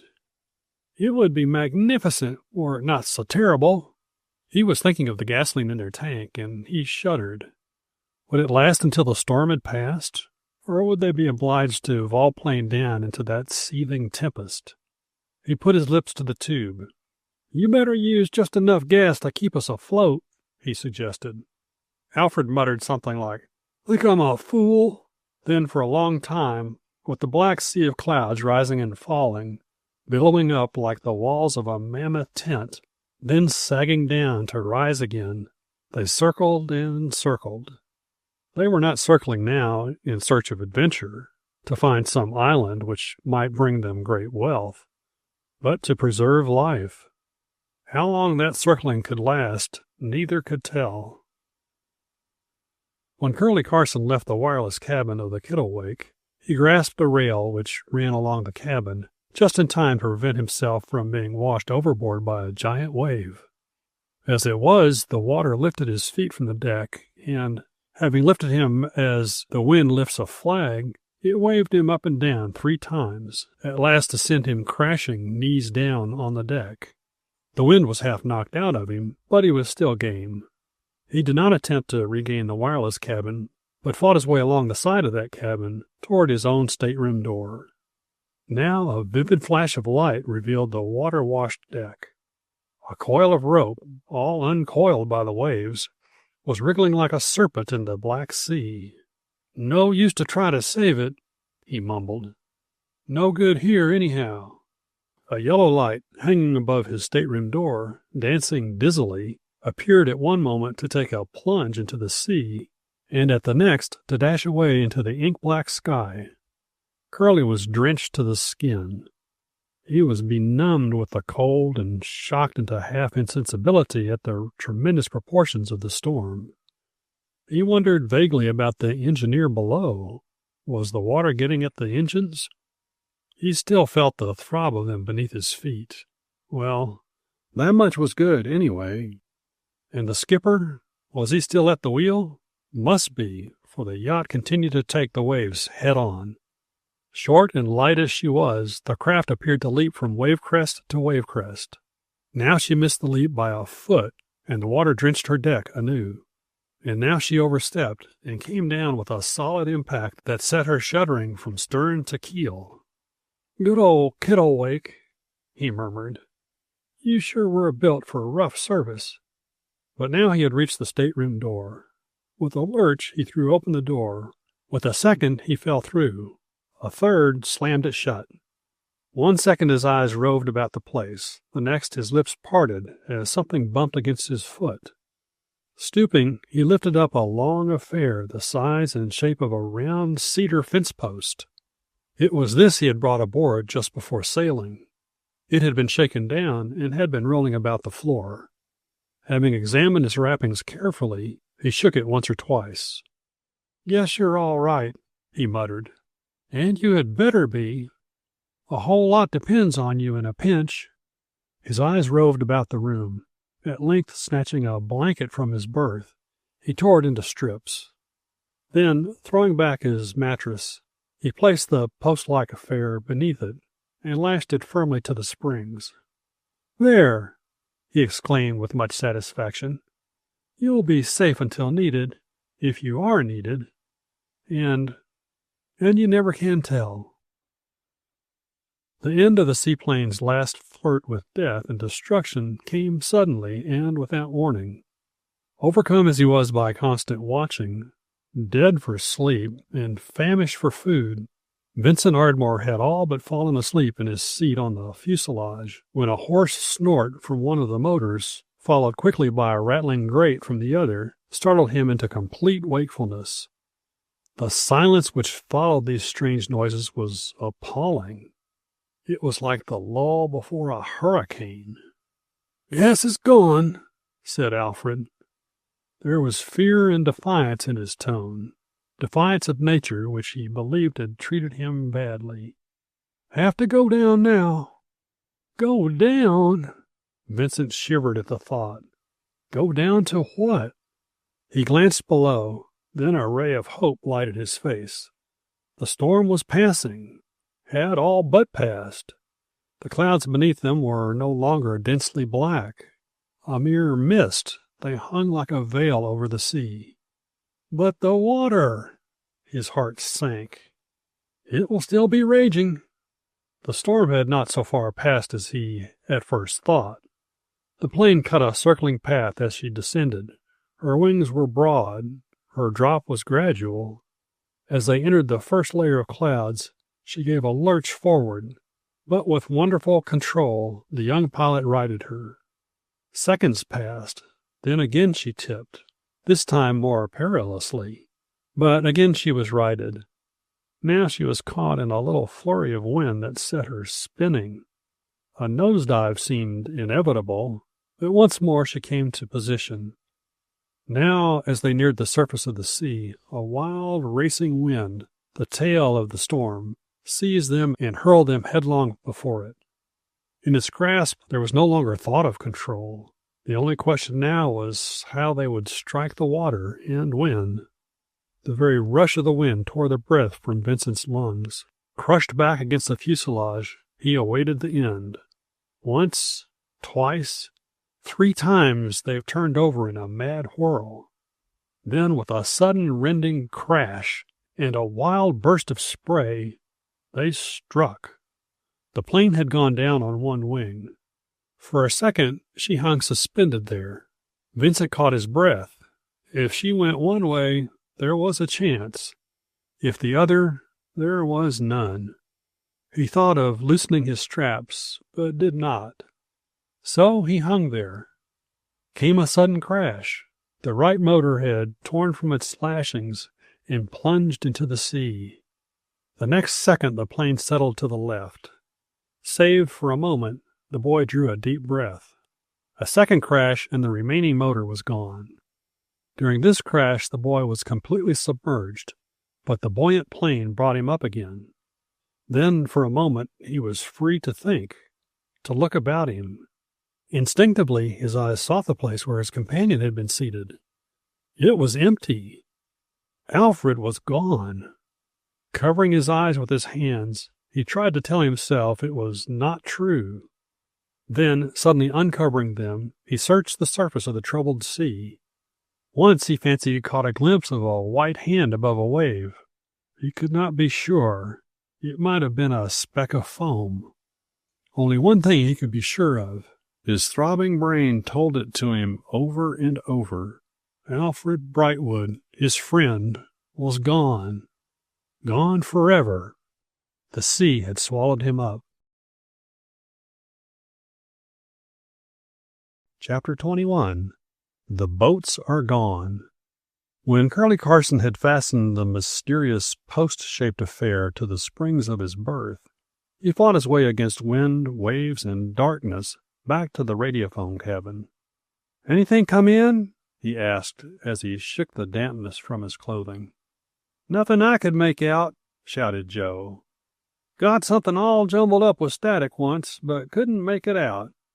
Rising, he took the receiver from his head and handed it to Curlie. Then, as the craft took a sudden plunge, he leaped for a seat. Missing it, he went sprawling upon the floor. In spite of the seriousness of their dilemma, the girl let forth a joyous peal of laughter. Joe's antics, as he attempted to rise, were too ridiculous for words. There was tonic for all of them in that laugh. They felt better because of it. Some moments after that, save for the wild beat of the storm, there was silence. Then, clapping the receivers to his ears, Curlie uttered an exclamation. He was getting something. Or at least he thought he was. Yes, now he did get it.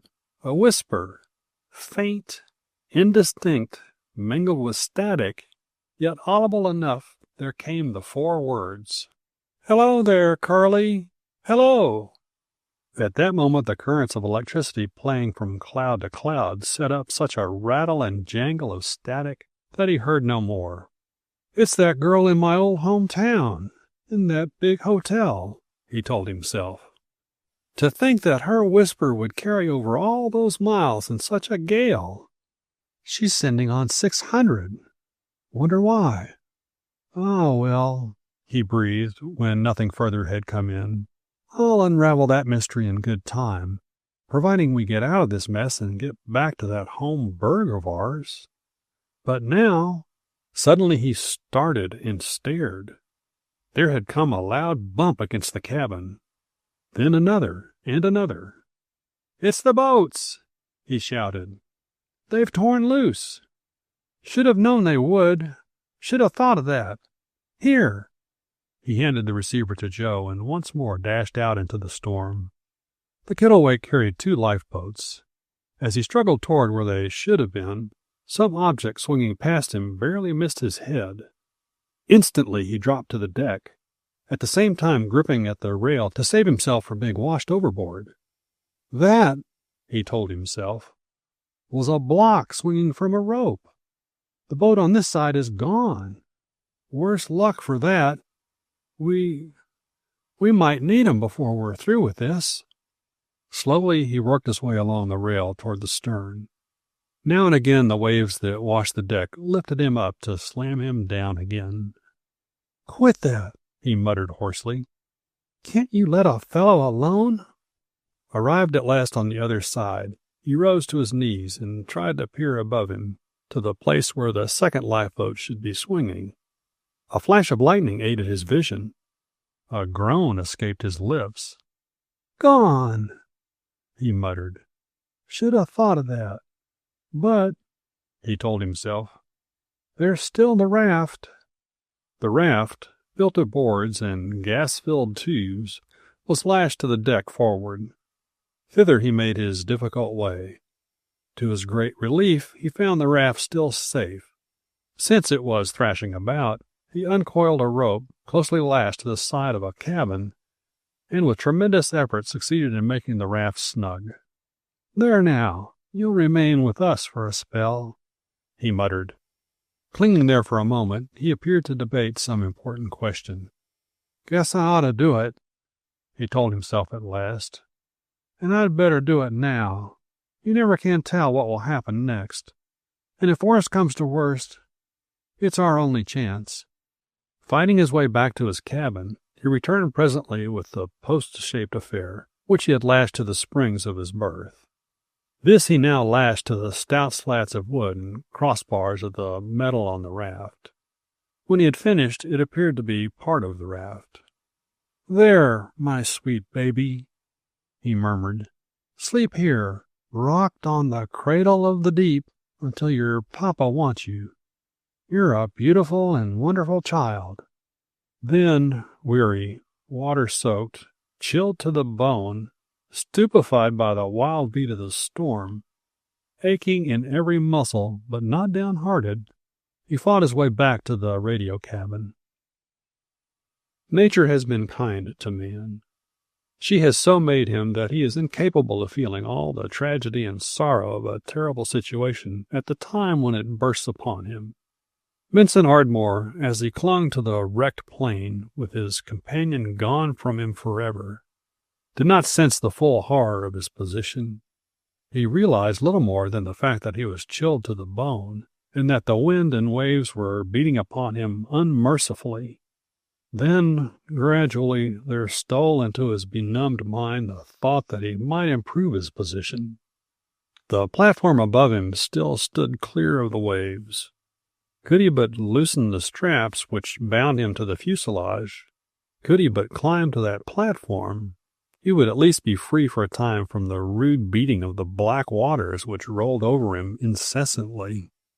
With the numbed, trembling fingers of one hand, he struggled with the stubborn, water-soaked straps, while with the other he clung to the rods of the rigging. To loosen his grip for an instant, once the straps were unfastened, meant almost certain death. After what seemed an eternity of time, the last strap gave way, and with a wild pounding of his heart, he gripped the rods and began to climb. As he tumbled upon the platform, new hope set the blood racing through his veins. "There might yet be a chance," he murmured, almost joyfully. "The storm is breaking." His eyes wandered to the fleeting clouds. "Dawn's coming, too. Why, I might send a message. The motor's gone dead, of course, but there are still storage batteries. If only the insulations are good. If water is not soaked in anywhere." With trembling fingers he tested the batteries. A bright flash of fire told him they were still alive. Then, with infinite care, he adjusted the instruments. At last he tapped a wire, and a grating rattle went forth. "She's still good," he exulted. Then, slowly, distinctly, he talked into the transmitter. Talked as he might had he been surrounded by the cozy comforts of home. He gave his name, the name of his aircraft, told of his perilous position, gave his approximate location, and asked for aid. Only once his voice broke and fell to a whisper. That was when he tried to tell the sad fate of his companion. Having come to the end, he adjusted the receiver to his ears and sat there listening. Suddenly his face grew tense with expectation. He was getting something, an answer to his message. For a full moment he sat there, tense, motionless. Then, suddenly, without warning, a new catastrophe assailed him. A giant wave, leaping high, came crashing down upon the wreckage of the plane. There followed a snapping and crashing of braces. When the wave had passed, the platform to which he clung floated upon the sea. His radiophone equipment was water-soaked, submerged. His storage batteries had toppled over to plunge into the sea. So there he clung, a single individual on a mass of wreckage, helpless and well-nigh hopeless, in the midst of a vast ocean whose waves were even now subsiding after a terrific storm. Chapter 22. The Wreck of the Kittlewake. "I'm getting a message," exclaimed Curlie excitedly. "Getting it distinct and plain. And it's from them." "Oh, is it?" The girl sprang from the seat. "From your brother. They've been wrecked. They're not on an island, but on the sea. Safe, though only—" He paused to listen closely again. "I can't just make out what he says about his companion." "Oh, please let me listen." Gladys Ardmore gripped his arm. Quickly, Curlie snatched the receiver from his head and pressed it down over her tangled mass of brown hair. She caught but a few words. Then the voice broke suddenly off, but such words as they were, such words of comfort. The voice of her only brother had come stealing across the storm to her, assuring her that he was still alive, that there was still a chance that he might be saved. She pressed the receivers to her ears in the hopes of hearing more. In the meantime, Curlie was answering the message. In quiet, reassuring tones, he gave their location and told of their purpose in those waters, and ended with the assurance that if it were humanly possible, the rescue would be accomplished. "And we will save them," he exclaimed. "At least, we'll save your brother. You don't think—" Gladys did not finish. "I hardly know what to think about your brother's chum," Curlie said thoughtfully. "But this we do know. Your brother is clinging to the wreckage of a seaplane out there somewhere, and we will save him. See, the storm is about at an end and morning is near." He pointed to the window where the first faint glow of dawn was showing. For a moment all were silent. Then suddenly, without warning, there came a grinding crash that sent a shudder through the Kittlewake from stem to stern. "What was that?" exclaimed Joe Marion, springing to his feet from the floor where he had been thrown. "We struck something." Curlie was out upon the deck like a shot. He all but collided with the skipper, who had deserted his wheel. "We hit something," shouted the skipper, "and she's sinking by the larboard bow. Gotta get off her quick. Boats are gone. Everything's gone." "No," said Curlie calmly. "The raft forward is safely lashed on." The engineer appeared from below. The engine had already ceased its throbbing. "She's filling fast," he commented in a slow drawl. "You two get the raft loose," said Curlie. "I'll get the girl." Dashing to his stateroom, he seized 2 blankets and a large section of oiled cloth. With these he dashed to the radio room. "Got to get out, quick!" he exclaimed. Before she could realize what he was doing, he had seized the girl and had wrapped her round and round with the blankets, then with the oilcloth. Joe had rushed out to help with the raft. Curlie carried the girl outside, and when the raft with the others aboard was afloat, handed her down to the skipper. "Try and keep her dry," he said calmly. "We'll all get soaked, but we can stand it for a long time. A girl can't. Now push off," he commanded. "Get good and clear so that the wreck will not draw you down." "You'll come with us," said the skipper sternly. Curlie had not intended going with them. He had meant to remain behind and send a call for aid, then to swim for the raft. But now, as he saw the water gaining on the stricken craft, he realized how dangerous and futile it would be. He was needed on the raft to help get her away. Having seen all this at a flash, he said, "All right, I'll go." Having dropped to the raft and seized a short paddle, he joined Joe and the engineer in forcing the unwieldy raft away from the side of the doomed Kittlewake. They were none too soon, for scarcely 2 minutes could have elapsed, when, with a rush that nearly engulfed them, the boat keeled up on end and sank from sight. "And now," said Joe, addressing Curlie, as he settled back to a seat on one of the gas-filled tubes, You can test out what you said once about keeping your radio phone dry and tuned up under any and every circumstance. Suppose you tune her up now and get off an S.O.S. There was a smile on the lips of the undaunted young operator as he said with a drawl, "Give me time, Joe, old scout, give me time." The girl, staring out from her wrappings, appeared to fear that the two boys had gone delirious over this new catastrophe. But only brave and hardy spirits can joke in the midst of disaster, and as for Curlie, he really did have one more trick up his sleeve. As the old skipper sat staring away at the point where his craft had disappeared beneath the dark waters, he murmured, "'Twasn't much we hit. Fragment from an iceberg or something. But 'twas enough. And a good little craft she was, too." The storm had passed, but the waves were still rolling high. The raft tilted to such an angle that now they were all in danger of being pitched head foremost into the sea, and now in danger of falling backward into the trough of the waves. Soaked to the skin, shivering miserable, the boys and men clung to the raft, while the girl bewailed the fact that she was not permitted to supper with them. Wrapped as she was, and carefully guarded from the onrush of the waves, she escaped all the miserable damp and chill of it. "Shows you're a real sport." Curlie's lips, blue with cold, attempted a smile. "But you've got to let us play the gentleman, even out here." When the waves had receded somewhat, Curlie began digging at one of the tubes beneath his feet. Having at length unfastened it, he stood it on end to unscrew some fastenings and lift off the top. "Canisters of water and some emergency rations," exclaimed Joe as he peered inside. "Great stuff!" They had taken a swallow of water apiece and were preparing to munch some hardtack and chocolate when Gladys exclaimed, "Look over there! What's that?" "There's nothing," said the engineer after studying the waves for a moment. "Oh, yes, there was," the girl insisted emphatically. "Something showed up on the crest of a wave. It's in the trough of the wave now. It'll come up again." "Bit of wreckage from our yacht?" suggested Joe.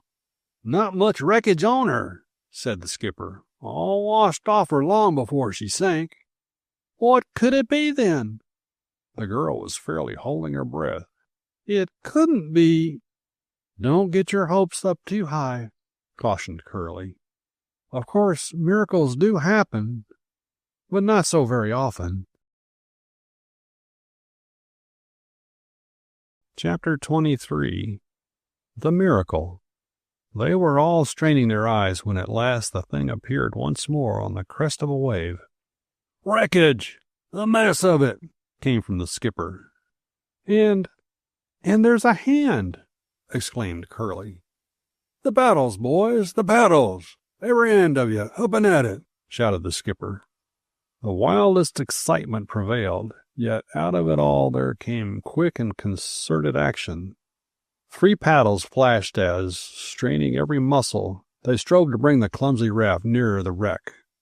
With tears in her eyes, the girl begged and implored them to unwrap her and allow her to have a hand in the struggle. A minute passed. No longer chilled, but steaming from violent exertion, they strained eager eyes to catch another glimpse of the wreck. There it is!" exclaimed the girl, overcome with joy. You're gaining! You're gaining!" 5 minutes passed. They gained half the distance. 8 minutes more. The hand on the wreckage rose again. They were getting nearer. Suddenly the girl uttered a piercing cry of joy. "It's Vincent! It is! It is!" And she was right. A moment later, as they dragged the all but senseless form from the seaplane, they recognized him at once as the millionaire's son. He had drifted in the benumbing water so long that had they been delayed for another hour, they would have found nothing more than a corpse awaiting them. As Curlie tore Vincent's sodden outer garments from him, he saw the girl carefully unrolling the blankets and oiled covering from about her. He did not protest. To him, the thought of seeing this girl half drowned and chilled through by the spray, which even now at times dashed over the raft, was heartbreaking. But he knew it was necessary if the life of her brother was to be saved. "Brave girl!" he murmured as he wrapped Vincent in the coverings and passed him on to the skipper. "And now," he said, "the time has come to think of other things. I believe the waves have sufficiently subsided to enable us to dare it." He fumbled once more at the raft, at last to bring up a long, post-shaped affair. "More rations," murmured Joe, swallowing his last bite of hardtack. "A regular commissary. But why get them out at this time?" "You wait," smiled Curlie. He was standing up. After telling Joe to steady him, he began tearing away at the upper end of the mysterious package. In a moment he took out some limp rubber affairs. "Toy balloons," jeered Joe. "Something like that," Curlie smiled. He next brought out a small brass retort and a tiny spirit lamp. "Lucky our matches are dry," he murmured, after unwrapping some oiled cloth and lighting the spirit lamp with one of the matches enclosed. After firmly tying the end of a toy balloon over the mouth of the retort, he held the spirit lamp beneath the bowl of the retort. At once the balloon began to expand. "Chemicals already in the retort," he explained. When the balloon was sufficiently inflated, he quickly tied it at the mouth, then began inflating another. "The gas is very buoyant," he explained. "Hold that," he said as he passed the string to the engineer. "There's enough," he said quietly when the third had been filled. He next drew forth some shiny fine copper wire coiled about some round insulated bars. When he had fastened the balloons to one end of the bars, he attached a strong cord to the balloons, then allowed them to rise, at the same time paying out the strands of copper wire. "Not very heavy wire for an aerial," he remarked, "but heavy enough. We'll have a perpendicular aerial, which is better than horizontal, and it'll hang pretty high. All that's in our favor."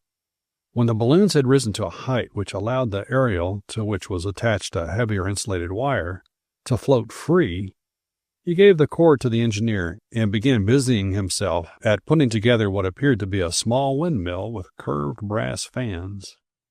"A windmill," he explained, "is the surest method of obtaining a little power. Always a little breeze floating around, enough to turn a wheel. This one is connected direct with a small generator. Gives power enough for a radio phone. Might use batteries, but they might go dead on you. Windmill and generator is as good after 10 years as 10 days. There you are." He heaved a sigh of relief as he struck the transmitter which he had taken from his apparently inexhaustible bag of tricks. "Unless I miss my guess, we have a perfectly good radiophone outfit of fair power. All the rest of it is stowed down there in the bottom. We should be heard distinctly at from 100 to 500 miles. In the future," he smiled, "every lifeboat and raft will be equipped with one of these handy little radiophone outfits, which are really not very expensive."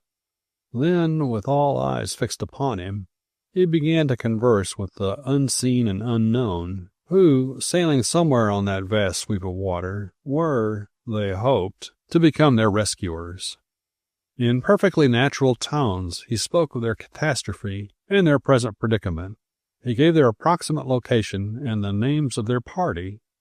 This, after an interval of 2 minutes, he repeated. Then suddenly his lips parted in a smile. The others watched him with strained attention. After a minute had elapsed, he said with apparent satisfaction, "We'll await your arrival with unmixed pleasure. The steamship Torrance," he explained, "in crossing the Atlantic was driven 200 miles off her course. She is now only about 75 miles from us. Being a fast boat, she should reach us in 3 or 4 hours. And now," he said with a smile, "since we have no checkerboard on deck and are entirely deprived of musical instruments of any kind, perhaps you would like to hear me tell why I was sure the mysterious island which has caused us so much grief did not exist. By the way," he said, turning to Vincent, "do you chance to have the original of that old map with you?" The boy pointed to his aviator's sodden leather coat. Although he had gained much strength from the warm blankets, he had found himself unable to speak of the tragedy which had befallen his companion on the Stormy Petrel. Now, as he saw Curlie draw the water-soaked map from the pocket of his coat, a look of horror overspread his face, and he muttered hoarsely, "Throw it into the sea. It brings nothing but bad luck." "No," said Curlie. "We won't do that." "Then you must keep it," the other boy exclaimed. "I don't want ever to see it again. Alfred made me a present of it just before we hopped off." "All right," said Curlie. "But you are parting with a thing of some value." "Value!" exclaimed Vincent. Then he sat staring at Curlie in silence, as much as to say, "You too must have been bitten by the gold bug." But that Curlie had not been bitten by that dangerous and poisonous insect will be proved, I think, by the pages which follow. Chapter 24. The Story of the Map. "You see," said Curlie, tapping the soggy bit of vellum which he held in his hand, "the trouble with this map is, not that it is not genuine, but that it's too old. This map—" He paused for emphasis. "This map was made in 1446. Gladys Ardmore gasped. Her brother stared in astonishment. "It's a fact," declared Curlie emphatically. "You see," he went on, "the day I was in the library with Miss Gladys, I saw an exact reproduction of this map in a large volume. At the same time, I read a description of it and a brief account of its history. It seems it was lost sight of about a century ago. There were copies, but the original was gone. I concluded at once that the map had somehow come into the hands of Alfred Brightwood. Since I was convinced that this was the truth, and since I had read the writing about the gold discovered on the mysterious island charted there, I decided that it would be wise to find out whether or not it were possible that this strange story might be true. I found my answer in a bound volume of Scottish geographic magazines in a series of articles entitled The So-Called Mythical Islands of the Atlantic. It seems that there is fairly good proof that a number of vessels landed on the North American continent before Columbus did. Driven out of their course or lured on by hopes of gold and adventure, these ships from time to time discovered and rediscovered lands to the west of Ireland. They thought of the land as islands and gave them names. The island of Brazil was one of them. If you were to consult this map I have here, you would find the island of Brazil indicated by a circle which is nearly as large as Ireland. Yet, if you were to cruise all over the waters in the vicinity of this supposed island, you would find only the restless old ocean. What's the answer, then?" He smiled. "Just this. These ancient sea rovers didn't have any accurate way of telling where they were at a given time on the sea, so they had to guess at it. Carried on by winds and currents, they often traveled much farther than they thought. They landed on the continent of North America and thought it was an island. When they came back to Europe, they tried to locate the land they had discovered on a map and missed it by only 1,000 miles or so. Our ancient friend who wrote of his experience on the back of this map had doubtless been carried to some point in Central or South America, where there was, even in those days, plenty of gold to be found in those regions. So you see," he turned to Vincent with a smile, "you went 500 miles out to sea for the purpose of rediscovering America. Not much chance of success. Anyway, that's what I thought, and that is why I dashed off on a wild race in the Kittlewake, and that's why we're here." Silence followed the ending of Curlie's narrative. There seemed to be nothing more to say, so they sat there staring at the sea for a long time. The silence was at last broken by the skipper's announcement. "Smoke on the larboard bow." It was true. Their relief was at hand. Almost immediately afterward, Curlie received a second reassuring message from the captain of the liner.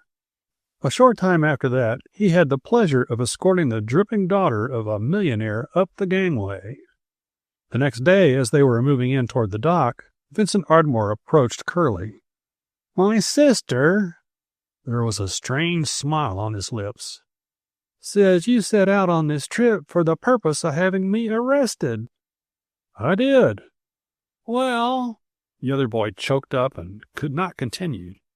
The law, punishment, prisons, and all that, as I understand it, said Curlie thoughtfully, have but one purpose: to teach people what other folks' rights are and to encourage them in respecting them. It's my business to see there is fair play in the air. He paused and looked away at the sea. When he resumed, there was a suspicious huskiness in his voice. Seems to me that as far as you are concerned, nature has punished you about enough. You ought to know by this time what interfering with the radio wavelengths belonging to the sea traffic might mean to shipwrecked men. And, well, oh, what's the use? He broke off abruptly. I'm a chicken-hearted fool. You're out on parole and must report to your sister every week. She's what I'd call a brick. Turning hastily, he walked away. Almost before he knew it, he all but ran over Gladys Ardmore, coming to meet him. Oh, Mr. She hesitated. Just plain Curlie, he smiled. You're coming to see me when you get home, won't you? Curlie thought a moment. Then, of a sudden, the spacious walls of the Ardmore mansion flashed into his mind. To go there as an officer of the law was one thing. To go as a guest was quite another. Why... He drew back in confusion. You'll have to excuse me, but... Oh, I know, she exclaimed. It's the house and everything. Tell you what. She seized him by the arm. There's a little old-fashioned farmhouse down in one corner of our estate. It was there when we bought it and has been kept just the same ever since. Even the furniture, red plush chairs, kitchen stove, and everything are there. We'll go down there and have a regular frolic sometime. Popcorn, molasses candy, checkers, and everything. We've a wonderful cook who once lived on a farm. We'll take her along as a chaperone. Now will you come? Will you? She urged eagerly. Why... If you don't, she held up a warning finger, I'll come up and visit you in that secret wireless room of yours just as I once said I would. In that case, said Curlie, I suppose I'll have to surrender. And, he added happily, here we are, back to dear old North America. Without any gold, but with a lot to be thankful for. The boat was bumping against the dock. Giving his arm a squeeze, the girl dashed away. Chapter 25. Off on another wild chase.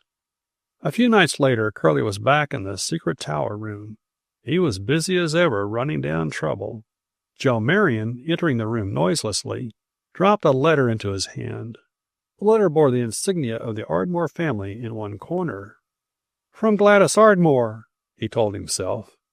But he was mistaken. It was a typewritten letter signed in a bold business hand. It ran, It is with great pleasure that I enclose a check for the sum of the reward offered for the safe return of my son. Signed, J. Anson Ardmore. Curlie looked at the check, then uttered a low whistle.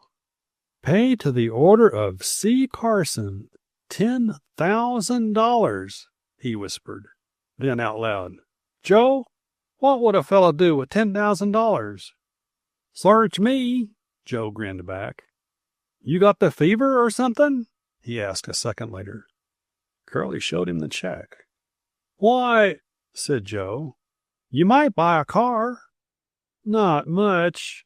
The Hummingbird's quite good enough. Tell you what, he said after a moment's thought.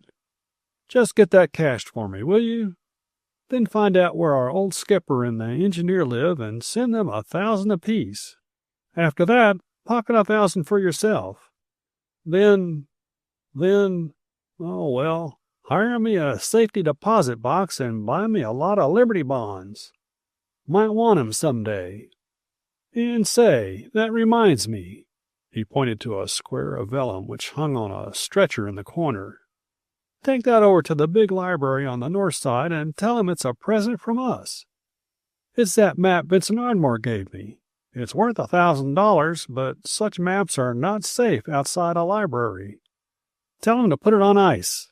He laughed. Scarcely had Joe departed than a keen-eyed, gray-haired man entered the tower room. He was Colonel Edward Marshall, Curlie's superior. "Curlie?" He wrinkled his brow as he took a seat. "There's somebody raising hob with the radio service in Alaska." Curlie nodded his head. "I thought there might be. Sends on 1200, doesn't he?" He was thinking of the hotel mystery and of the strange girl who had whispered to him so often out of the night. "Yes. How did you know so much?" "Part of my job." "But you've been away." "Radiophone whispers travel far." "Well," said the colonel, settling down to business, "Alaska's in a bad way. This fellow doesn't confine himself to 1200 up there. He uses all sorts of wavelengths. Seems to take pleasure in mussing up important government communications, and even more in breaking in on Munson." "Munson, the Arctic explorer?" "Yes. He's making a try for the pole. Much depends upon his keeping in touch with the outside world, and this crank or crook seems determined that he shall not." "Why don't they catch him?" "Well, you see," he wrinkled his brow again, "the boys up there are rather new at it. Don't understand the radio compass very well. The fellow moves about and all that, so it's difficult. I thought," he said slowly after a moment, "that you might like to tackle a case." "Would I?" exclaimed Curlie, jumping to his feet. "Try me. Can I take Joe along?" "As you like. Better get off pretty promptly. Say day after tomorrow." "Never fear. We'll be off on time." The colonel bowed and left the room. "Alaska! Alaska!" Curlie murmured after a time. "Alaska and the Yukon Trail. For of course it will be that. It's too late for the boats. And that reminds me. I made a promise to Gladys Ardmore. Only one night left." A short time after that he put in an out-of-town telephone call. It was a girlish voice that answered. Late the next night, Curlie made his way home along the well-remembered Forest Preserve road. He was riding in the Hummingbird. He had been to Gladys Ardmore's party for two, and a chaperone, down in the little farmhouse. The party had been a grand success, and he was carrying away pleasant memories which would serve him well on the long, long Yukon Trail and the weary and eventful miles which lay beyond its further terminal. If you wish to learn of Curlie's adventures up there and of the secret of the Whisperer, you might read the next volume, entitled On the Yukon Trail. End of Curlie Carson Listens In by Roy J Snell.